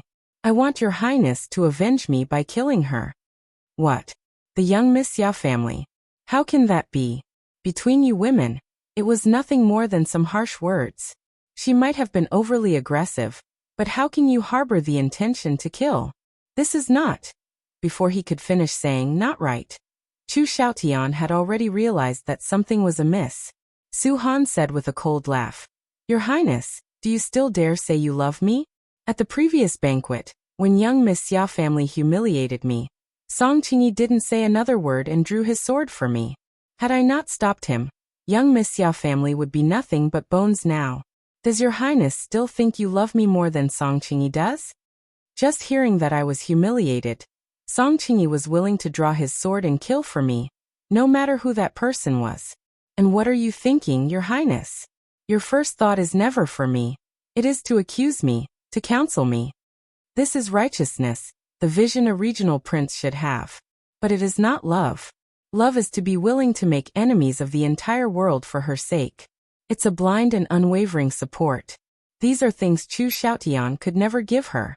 If it had been before she met Song Qingyi, she might have been moved by the current Chu Xiaotian, even slightly muddled into wanting to be with him again. But she had met Song Qingyi, a man who loved her without looking back, who was willing to fight to the death to protect her, to cherish her. In front of Song Qingyi, Chu Xiaoshan's feelings for her were utterly insignificant. Your Highness, Su Han does not seek glory or wealth, nor a noble status. I only wish for someone to blatantly favor me, to cherish and protect me no matter what I do, and to shield me from the outside storms and frosts with his body, ensuring that spring surrounds me at all times. After these words, Su Han took a deep breath. The night breeze was cool, but carried a fresh scent. This time, Chu Xiaotian did not try to hold on to her. He looked at his empty hands, feeling extremely unwilling, even desperately wanting to grasp onto Su Han, but in the end, he did not take another step forward. He never knew what Su Han wanted was not the title of regional princess, not the praise of everyone, but his exclusive affection and partiality. Exclusive affection. Partiality. These two words, upon reflection, truly are beautiful. 2 days later, the great army returned to the capital. Chu Jinling led the civil and military officials to personally welcome them at the city gate. When he saw Chu Yihan approaching on horseback, he knelt down and proclaimed loudly, Nephew congratulates the imperial uncle on his victorious return. Long live the imperial uncle. The 9th prince returns in victory. Long live Your Highness. Your Highness is valiant. At the city gate, the cheers of the populace almost broke the sky, greatly admiring Chu Yihan's heroic demeanor. The citizens all followed the rules, kneeling by the roadside. No officials or soldiers blocked their way, and no chaos ensued. Wherever Chu Yihan passed, there was a neat line of kneeling obeisance. Foot washing massage. 2. Young Master Zhou, about my cousin's matter. Li Yao was interrupted by Zhou Chao before he could finish speaking. Oh, Brother Yao, what matter are you talking about? I don't remember. And isn't it a bit too formal for you to keep calling me young Master Zhou? Zhou Chao paused for a moment before saying this. Just considering Li Yao's relationship with Xiao Yang and Jiang Yu, Li Yao was on their side. Although there had been some conflicts before, they were minor issues. Upon hearing Zhou Chaos' words, Li Yao was taken aback for a moment before bursting into laughter. Haha, right, I was being narrow-minded. Oh, what are you two chatting about? You're laughing so happily. Chun Feiyang pushed the door open and walked in from outside, looking at Zhou Chao and Li Yao with some confusion. Li Yao asked with a faint smile. Just chatting. Weren't you going to see Yang and Jiang Yu? Why are you back so soon? Forget it, it's infuriating. I should have gone with them for the full spa treatment instead of just a simple massage like we had here. Chun Feiyang sighed and shook his head while speaking. His eyes, however, kept glancing back and forth between Zhou Chao and Li Yao, as if saying, "Why don't you ask me?" Seeing Chun Feiyang's envious expression, the two exchanged glances, feeling curious about what had happened. Don't beat around the bush, just spill it. Don't keep us in suspense. Li Yao didn't indulge him, going straight to the point. Chun Feiyang cleared his throat and stopped playing games of questions and answers. He then recounted what he had seen and heard. It turned out that the foot treatment service at Chang'an Club had launched a new project, offering an experience of the luxurious lifestyle of ancient emperors. Xiao Yang and Jiang Yu happened to enjoy this service. There were not just one or two beautiful technicians, but 4 of them for one person. They were not only dressed very provocatively, but also provided exceptional service. 1 massaged the feet, 2 massaged the hands, and 1 even massaged the head. When he saw this scene, his eyes turned red. Zhou Chao could already imagine such a scene, although he didn't know the specifics. However, judging from the beautiful technicians who massaged them, it was evident that Xiao Yang and Jiang Yu were thoroughly enjoying themselves. Ahem, Zhou Chao, why don't we go for a foot wash too? Li Yao's eyes lit up as he looked at Zhou Chao. Ahem, I'll pass. The massage was already very comfortable. Zhou Chao replied. Li Yao's disappointment flickered in his eyes for a moment, but disappeared instantly. Feiyang, I'll pass too. If you want to experience it, go ahead by yourself. After all, his main purpose today was to improve his relationship with Zhou Chao. If he abandoned Zhou Chao and Chun Feiyang to experience this special foot massage, wouldn't he be neglecting Zhou Chao again? If you're not going, then I won't go either. Chun Feiyang wasn't a fool. He naturally noticed some clues. Besides, there would be plenty of opportunities to experience it later, so there was no need to rush at the moment. Just as the 3 were about to lie down and rest while waiting for Xiao Yang and Jiang Yu, they saw the 2 of them walking and looking refreshed, especially Jiang Yu, who seemed to be walking on air. It seemed they had a great time. Hey, back already? Looks like everything was arranged well. Zhou Chao teased them. Hearing Zhou Chaos' words, both of them stiffened. They had seen Chun Feiyang visit their room earlier, so they assumed Zhou Chao and Li Yao knew what services they had enjoyed. The thought of Zhou Chao accidentally revealing it later made them dread the idea of facing the consequences. Ahem, it's getting late, we should head back. Xiao Yang, as the elder brother, was the one everyone listened to. After a brief packing up, they took the elevator out of the Chang'an Club. In the parking lot, they exchanged a few words before preparing to go their separate ways. Xiao Chao, wait a moment, I need to talk to you about something, and Jiang Yu too. Just as Zhou Chao was about to get into his car, he heard Xiao Yang's voice and closed the car door, walking briskly over. Brother Yang, is there something else? Jiang Yu also approached. Xiao Yang glanced at Jiang Yu, then back at Zhou Chao and said, Xiao Chao, tonight we'll just have a simple meal and chat over tea afterward. Nothing else. After saying this, Xiao Yang felt his face flush with embarrassment. Hearing Xiao Yang's words, Zhou Chao immediately understood. It seemed Xiao Yang was worried he might inadvertently spill the beans when he got home. But thinking about it, Zhou Chao also understood Xiao Yang's concern. Whether it was the Xiao family or the Jiang family, they were quite strict in terms of upbringing. And the simplest rule was not allowing any mischief outside. If he accidentally let slip, they might end up being whipped with an 82 belt. Jiang Yu snapped out of his daze and said nervously, Xiao Chao, you mustn't tell Jiang Li about this. Don't worry, I won't tell Zhongli. You two can rest assured. Zhou Chao reassured them. Hearing Zhou Chaos' assurance, Xiaoyang nodded. He knew Zhou Chao was reliable and wouldn't joke about such matters. All right, let's head back. It's already 10 o'clock. Zhou Chao nodded and then got into his car, giving a nod to the two before driving away. Watching the Rolls-Royce merge into the traffic, Jiang Yu sighed. Who would have thought that the sapling from before has grown into a big tree now? Even I have to rely on his shade to shelter from the wind and rain. A big tree? He's already become a towering tree. If nothing unexpected happens, in the future, both of our families will follow Zhou Chaos' lead. Thinking of recent observations and some things his grandfather had hinted at, he understood that Zhou Chao was the future pillar of both the Xiao and Jiang families. How is that possible? Jiang Yu looked at Xiaoyang in shock, his mouth gaping wide enough to fit a big green mango.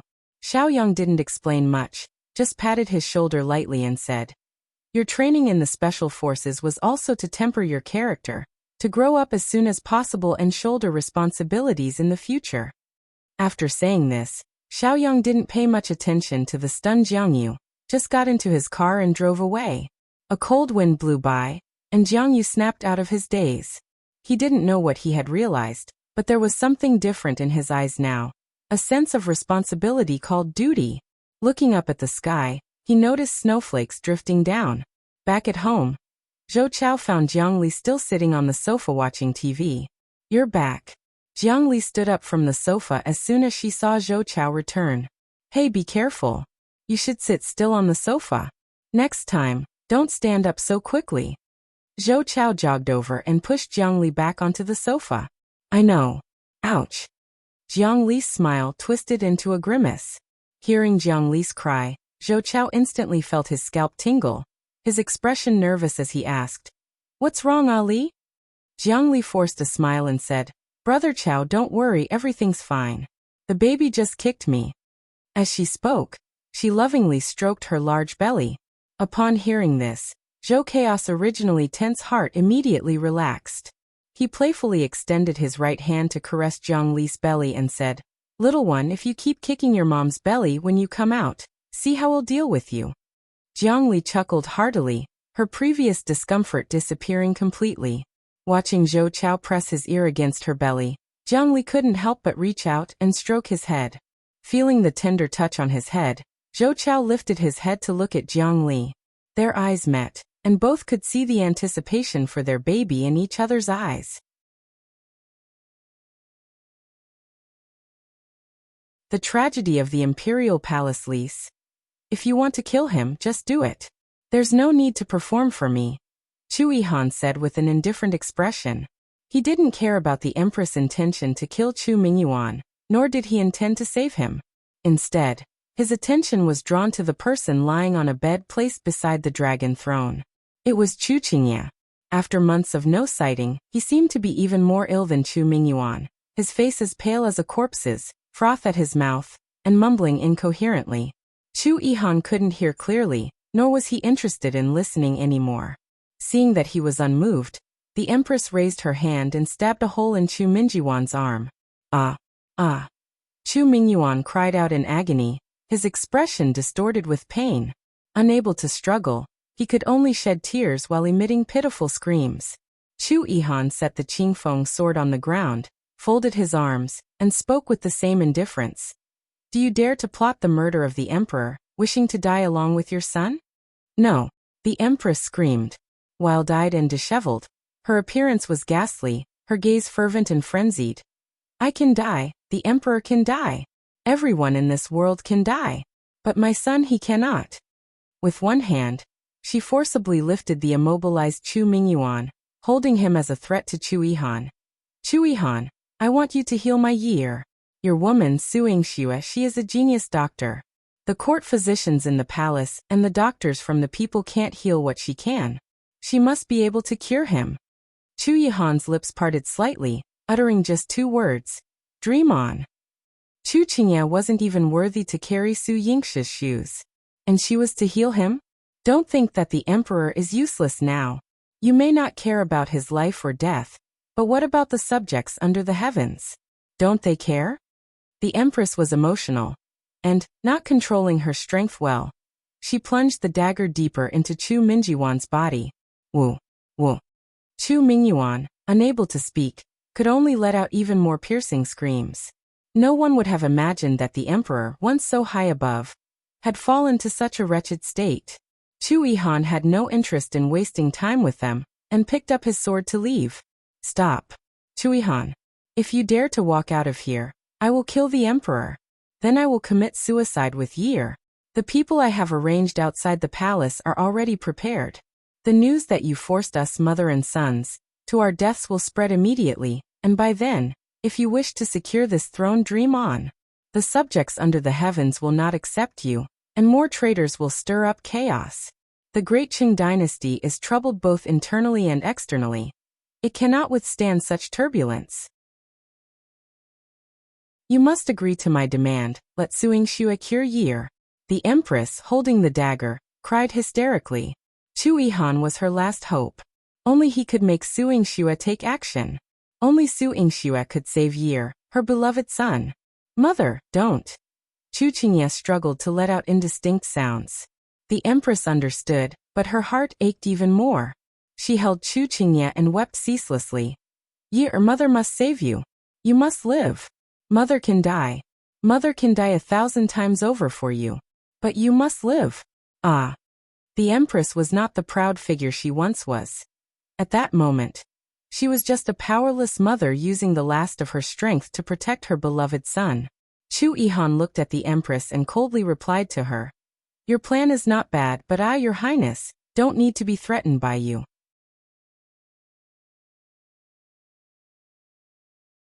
Chu Yihan's indifference lease. Why? Impossible. You can't be impervious to threats. Unless you no longer wish to secure your throne. The Empress pointed a dagger at Chu Yihan, her face twisted in ferocity. Chu Yihan's Qingfeng sword was raised, and with just the flash of its unsheathed blade, it knocked the dagger from the Empress' hand. Clatter! On the black, glossy marble floor, it made a crisp sound. Chu Yihan walked up to her, looking down from above. Even if you three die, Your Highness' reputation will remain unharmed. The people outside the palace, under your command, are now in my control. Should any traitor cause chaos, I shall quell it myself.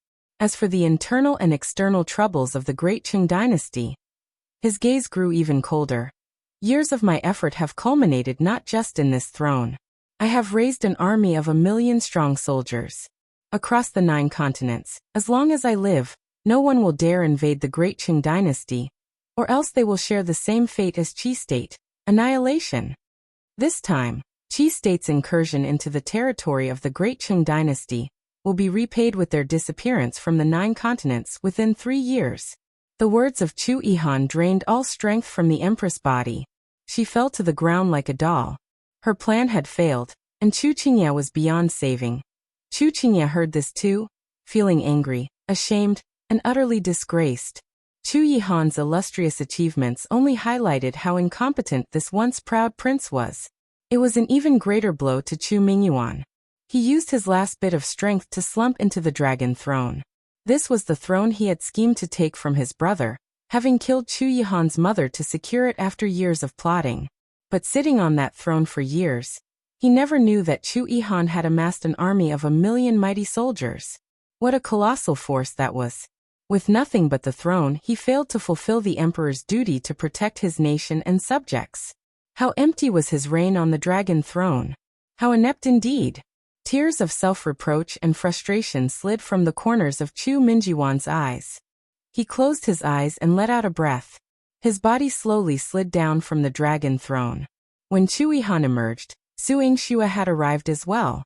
She was dressed in a crimson luo skirt, her hair neatly done up, with a jeweled golden hairpin peeking out, its red tassels swaying in the breeze, accentuating the smile in her eyes, making her even more radiant. She lifted her skirt and rushed toward Chu Yihan, intending to throw herself into his arms. But remembering they were in the palace, surrounded by many people, Su Yingxue gracefully curtsied instead. Greetings, Your Highness. Congratulations on your return to court.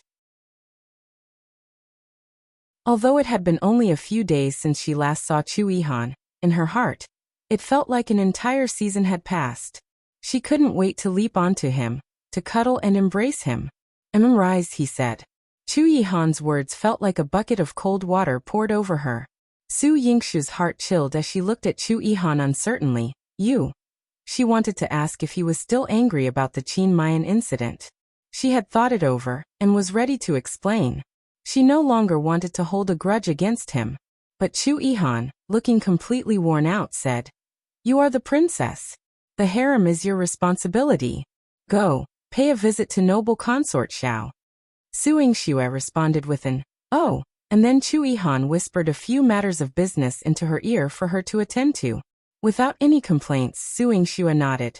"I understand. I will go right away. But, Your Highness," she wanted him to wait for her to finish so that they could have a proper talk.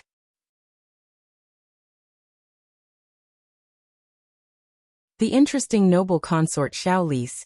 Chu Yihan rubbed his tired brows and eyes. "Military affairs are numerous and I will have to stay in the military camp for a few days." That is to say, he wouldn't be returning to the prince's mansion to stay for these days. She didn't know whether he was truly that busy, or if he was avoiding her.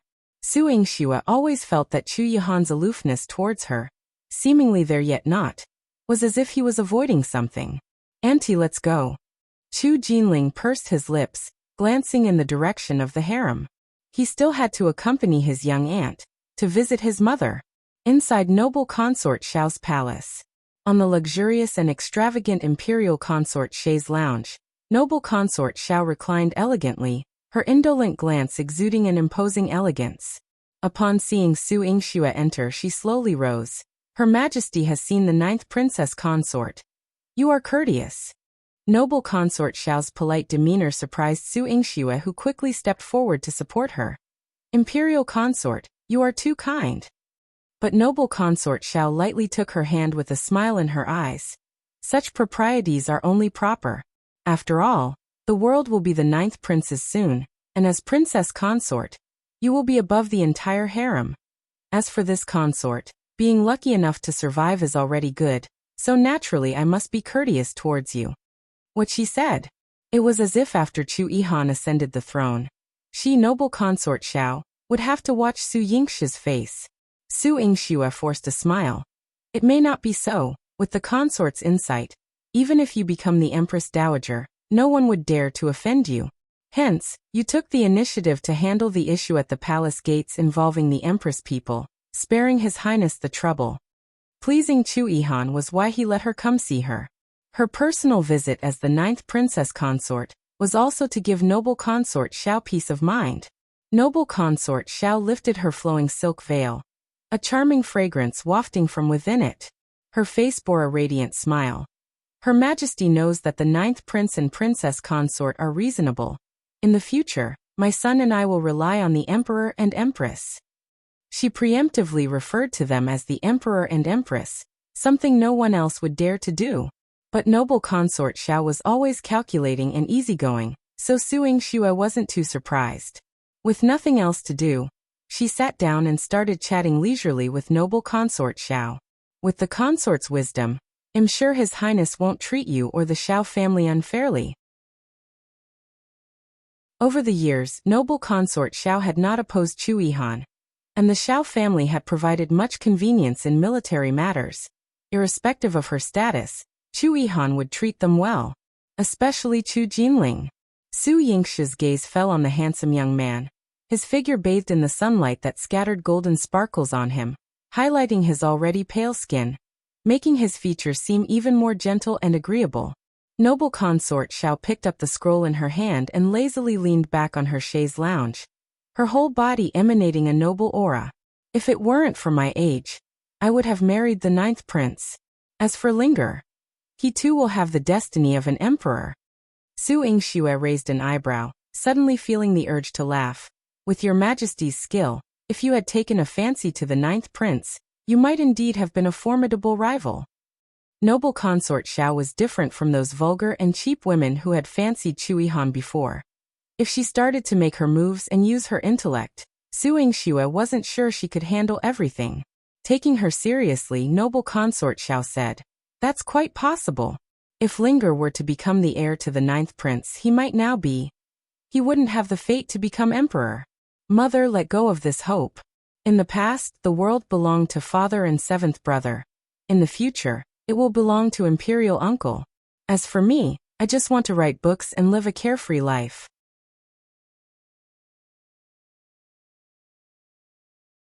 Waiting for Chu Ihan lease. Why bother becoming an emperor? It's all worry and haste to an early grave. Isn't it better to live a long and healthy life with the one you love? Chu Jinling shattered noble consort Xiao's fantasy, and she heaved a sigh. Never mind, I was just joking with your imperial aunt. Go play. Auntie, come play with me too. Mother and I are sick of all the glittering treasures in this palace. Come on. Chu Jinling took Su Yingxue by the hand and left, not caring about how noble consort Xiao was left behind in the palace. As Su Yingxue ran out of the palace with him, she asked with a curious expression, "You're just leaving your mother behind? Aren't you worried she'll be lonely?" In her mind, the women of the harem fought tooth and nail for favor and power. It was hardly an easy life. Of course, it wasn't easy for noble consort Xiao to become a woman of the imperial palace for the sake of her family either. And her conversation with Su Yingxue was quite interesting. However, Chu Jinling quickly corrected her impression. My mother is never alone. Never alone? Su Yingxue narrowed her eyes slightly, looking at Chu Jinling with suspicion. Her gaze made Chu Jinling feel uneasy, but considering his father had served his time as emperor, he simply told Su Yingxue, "My mother has a secret passage in the palace through which she can leave. She doesn't care whether the emperor favors her or not. She enjoys her freedom on the outside, and honestly, she has more fun than my father ever could."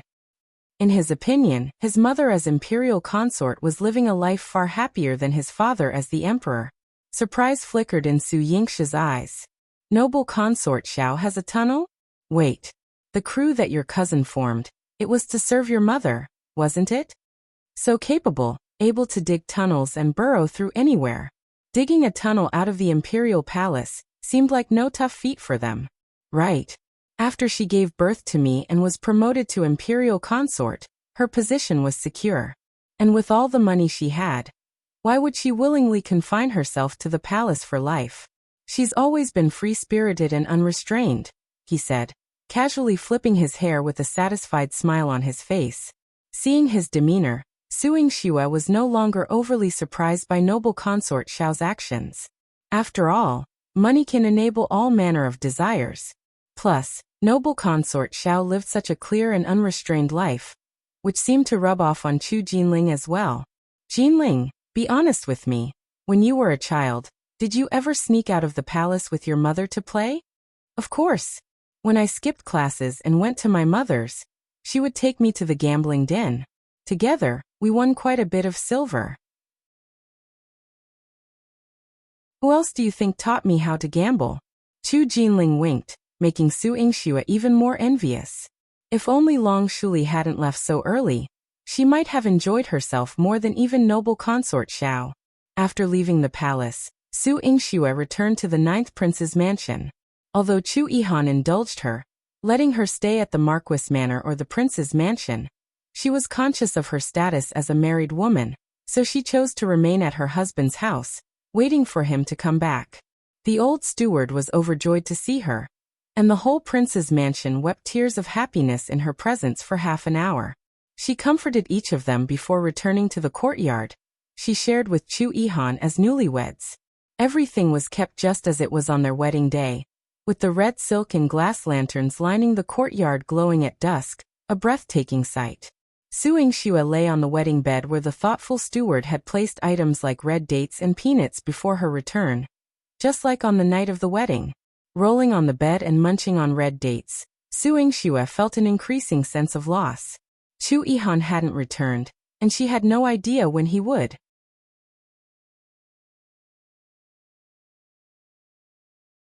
Do not suspect His Highness Lise, he hadn't wanted to see her these past few days. The military camp was a vital place, and given the lesson he had taught her previously when she rashly intruded, she didn't dare attempt it again. She could only wait in the prince's mansion. After 5 days passed, Su Yingxue still hadn't seen Chu Ihan, and returned to the Marquis manor. She needed to report Wu Jinyan's situation to her grandfather, and incidentally, inquire what Chu Yihan was busied with in the military camp. Su Qingji found her return somewhat strange. "Why have you only come back to the manor today?" Su Yingxue explained. "I've been staying in the prince's mansion for a few days, hoping to wait for His Highness to return. But these days he has been busy in the camp and not even his shadow could be seen." Su Yingxue walked over and supported Su Qingzi's arm as they strolled together in the garden. The garden of the Marquis manor was majestic and grand, with rocks and spring water, all very natural and refreshing. Especially since Su Qingzi's return, he grew fonder of the natural wilderness, planting many trees in the manor. As a result, there was an increased sense of wilderness, albeit with fewer birdsong and floral fragrances. Breathing in the fresh air of the woods, Su Qingji felt a great ease of mind. "I only returned from the military camp yesterday. His Highness is working hard to reorganize the army. It's likely he decided to rest there to avoid the back-and-forth travel." As a military man, Su Qingji naturally had a deep understanding of these matters. But Su Yingxue still felt uneasy inside.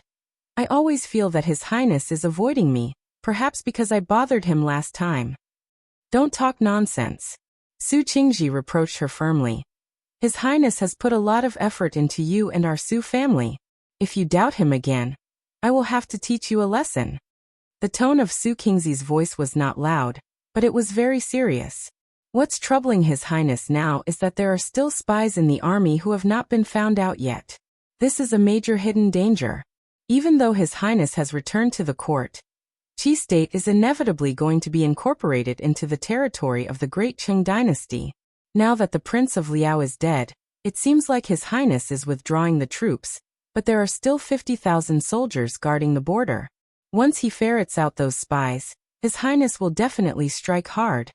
With Su Qingzi's emphasis on the last word, Su Yingxue suddenly understood. "So that's it. Isn't His Highness, then, quite exhausted?" Su Qingji patted her hand. "So don't take it to heart. His Highness is currently investigating the military spies, not because he has any dissatisfaction with you. Moreover, in the future," Su Qingji glanced around, "this heavy responsibility of the world will also fall on His Highness' shoulders. You should bear this in mind." Su Yingxue nodded. "I understand, Grandpa." She continued walking with Su Qingji, feeling a deeper sense of understanding for Chu Yihan. Yet she missed him even more. But as they walked, they encountered Lu Ying. By her side, Su Hao supported her, asking quietly, "Miss Lu, do you feel your injury is any better today?" Lu Ying yearned to lean on him. And even though Su Hao was very proper, she took the excuse of her inconvenience to hold onto his arm, consenting to move forward slowly. This scene greatly angered Su Yingxue. She thought of Wu Jinyan in the back courtyard of the Thousandjiao Pavilion, and wanted to go up and pull Lu Ying away. Understanding her thoughts, Su Qingji led her around a corner, directing them to another part of the garden, and also showed his concern. "Grandpa asked you to look into some things. Did you find out? What happened between that miss from the Wu family and your brother?" Su Yingxue bit her lip. She knew what had happened, but if she told her grandpa now, he might definitely refuse to allow Wu Jinyan to marry Su Hao. So she said, "Sister Jinyan is ill. When I went to see her the other day, she looked unwell. It's probably because brother hurried back, and she didn't have the strength to cope, which must have led to some misunderstanding between them."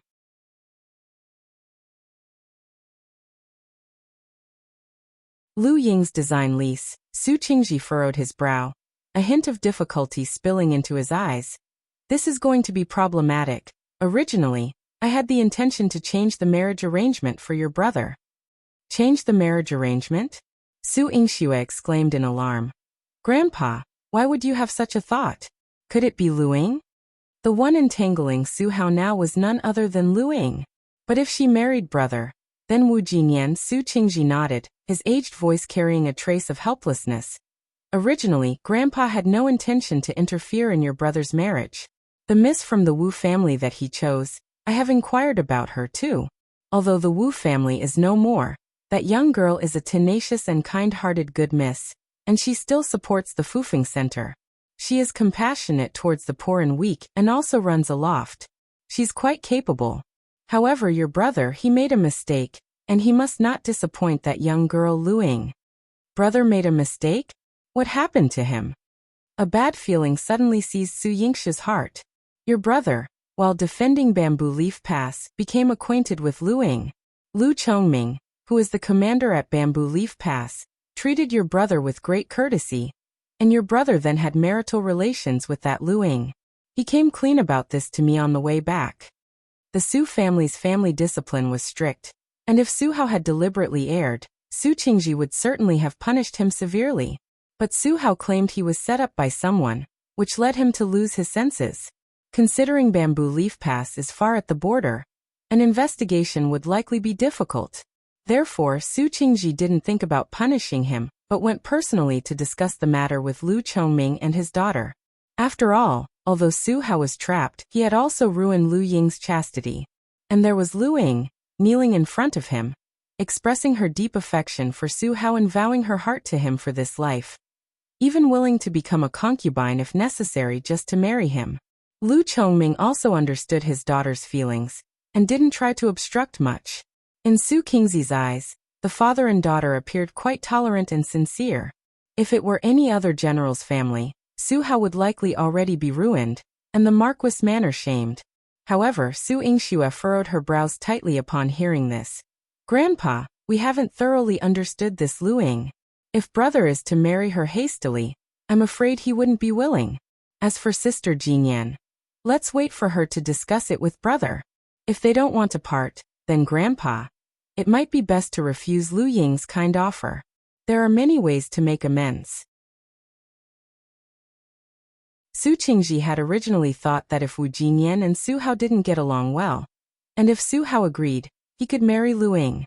But now, hearing what Su Yingxue said, he weighed his options and decided that Su Hao's happiness was more important.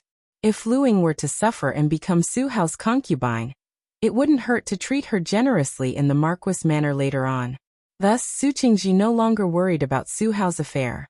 After all, both he and Su Yingxue, the brother and sister, were people of strong resolve.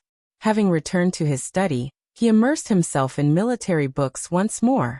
Su Yingxue lingered outside the garden. She needed to talk to Su Hao about the matter concerning Wu Jinyan. Jilan had returned with her and after gathering some information, reported to her. Miss Han said that since the Lu family doesn't have a residence in Jiangdu City, that's why Miss Lu Ying is recuperating in our Marquis Manor.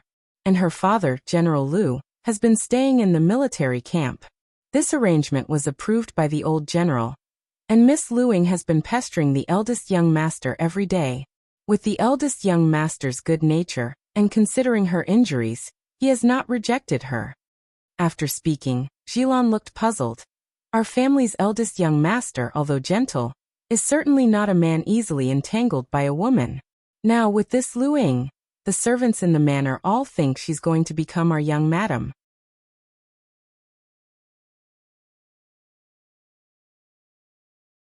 Their child lease. The position of the young madam at the Marquis Manor is not one that just anyone can casually assume. A sharp glint flickered in Su Yingxue's eyes. She had no good feelings for Lu Ying to date, and harbored deep suspicions towards her. Even though Lu Ying had taken a knife for her, during the days they spent in the cave, she knew Su Hao's heart wasn't with her. Yet she still clung to him desperately, even deliberately losing the handkerchief Wu Jinyan had given Su Hao. She had clearly warned her of the handkerchief's significance. The setup against Su Hao at the Bamboo Leaf Pass remains to be investigated. Su Yingxue waited for Su Hao to send Lu Ying back to her room, and then waited for him at the courtyard gate. "Brother!" Su Yingxue called out softly. Su Hao, in low spirits, wore a saddened look on his handsome face. Only when he saw Su Yingxue did a light appear in his eyes. "Sister, you're back. How was your time at the prince's mansion? Has His Highness been treating you well?" After returning, he had been suspended pending investigation. Although the prince had not overly pursued his lapse in responsibility, he had been instructed not to return to the military camp for the time being. His only fear was that his own troubles might adversely affect Su Yingxue's standing in Chu Yihan's heart. with a smile in her eyes and a face as blooming as the peach blossoms of spring that carpeted the mountains and fields. Su Yingxue reassured. Brother, you don't need to worry. His Highness loves me and won't let anyone affect our feelings. So you should stop blaming yourself too. Reassured by her words, Su Hao felt relieved. Remembering that Su Yingxue was close with Wu Jinyan, he couldn't help asking, have you visited Sister Jinyan since you've been back? Su Yingxue nodded honestly. I've visited her. I urged her to start taking her medicine and eating. With Sister Han's concern over these past days, her health should gradually improve. And her child?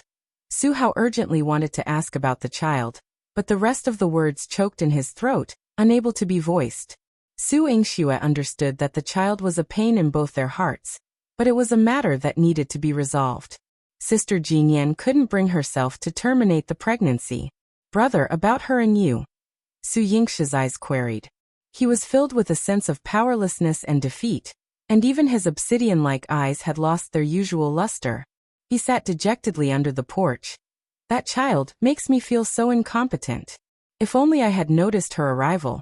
If only I could have protected her. She wouldn't have experienced such an ordeal. Later, I didn't take care of her promptly and instead yelled at her, lost my temper with her. Su Hao was full of regret. His many years of affection with Wu Jinyan had become tainted due to his momentary impulse.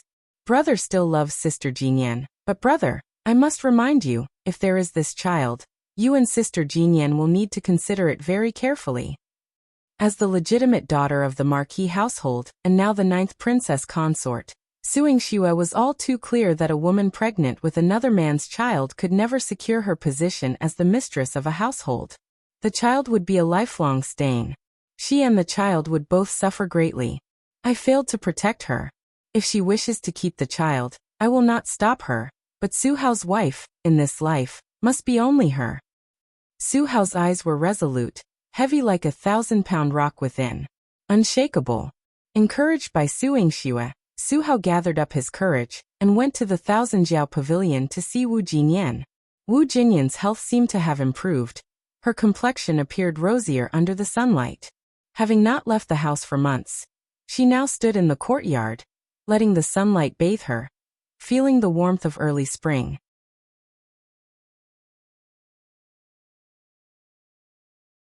He can accept her child lease. She stretched out her hand, and a petal fell into her palm. The petal had already withered considerably, with only half an inch left intact, showing how delicate and beautiful it had once been. Wu Jinyan felt a sudden sinking in her heart. She was just like this petal.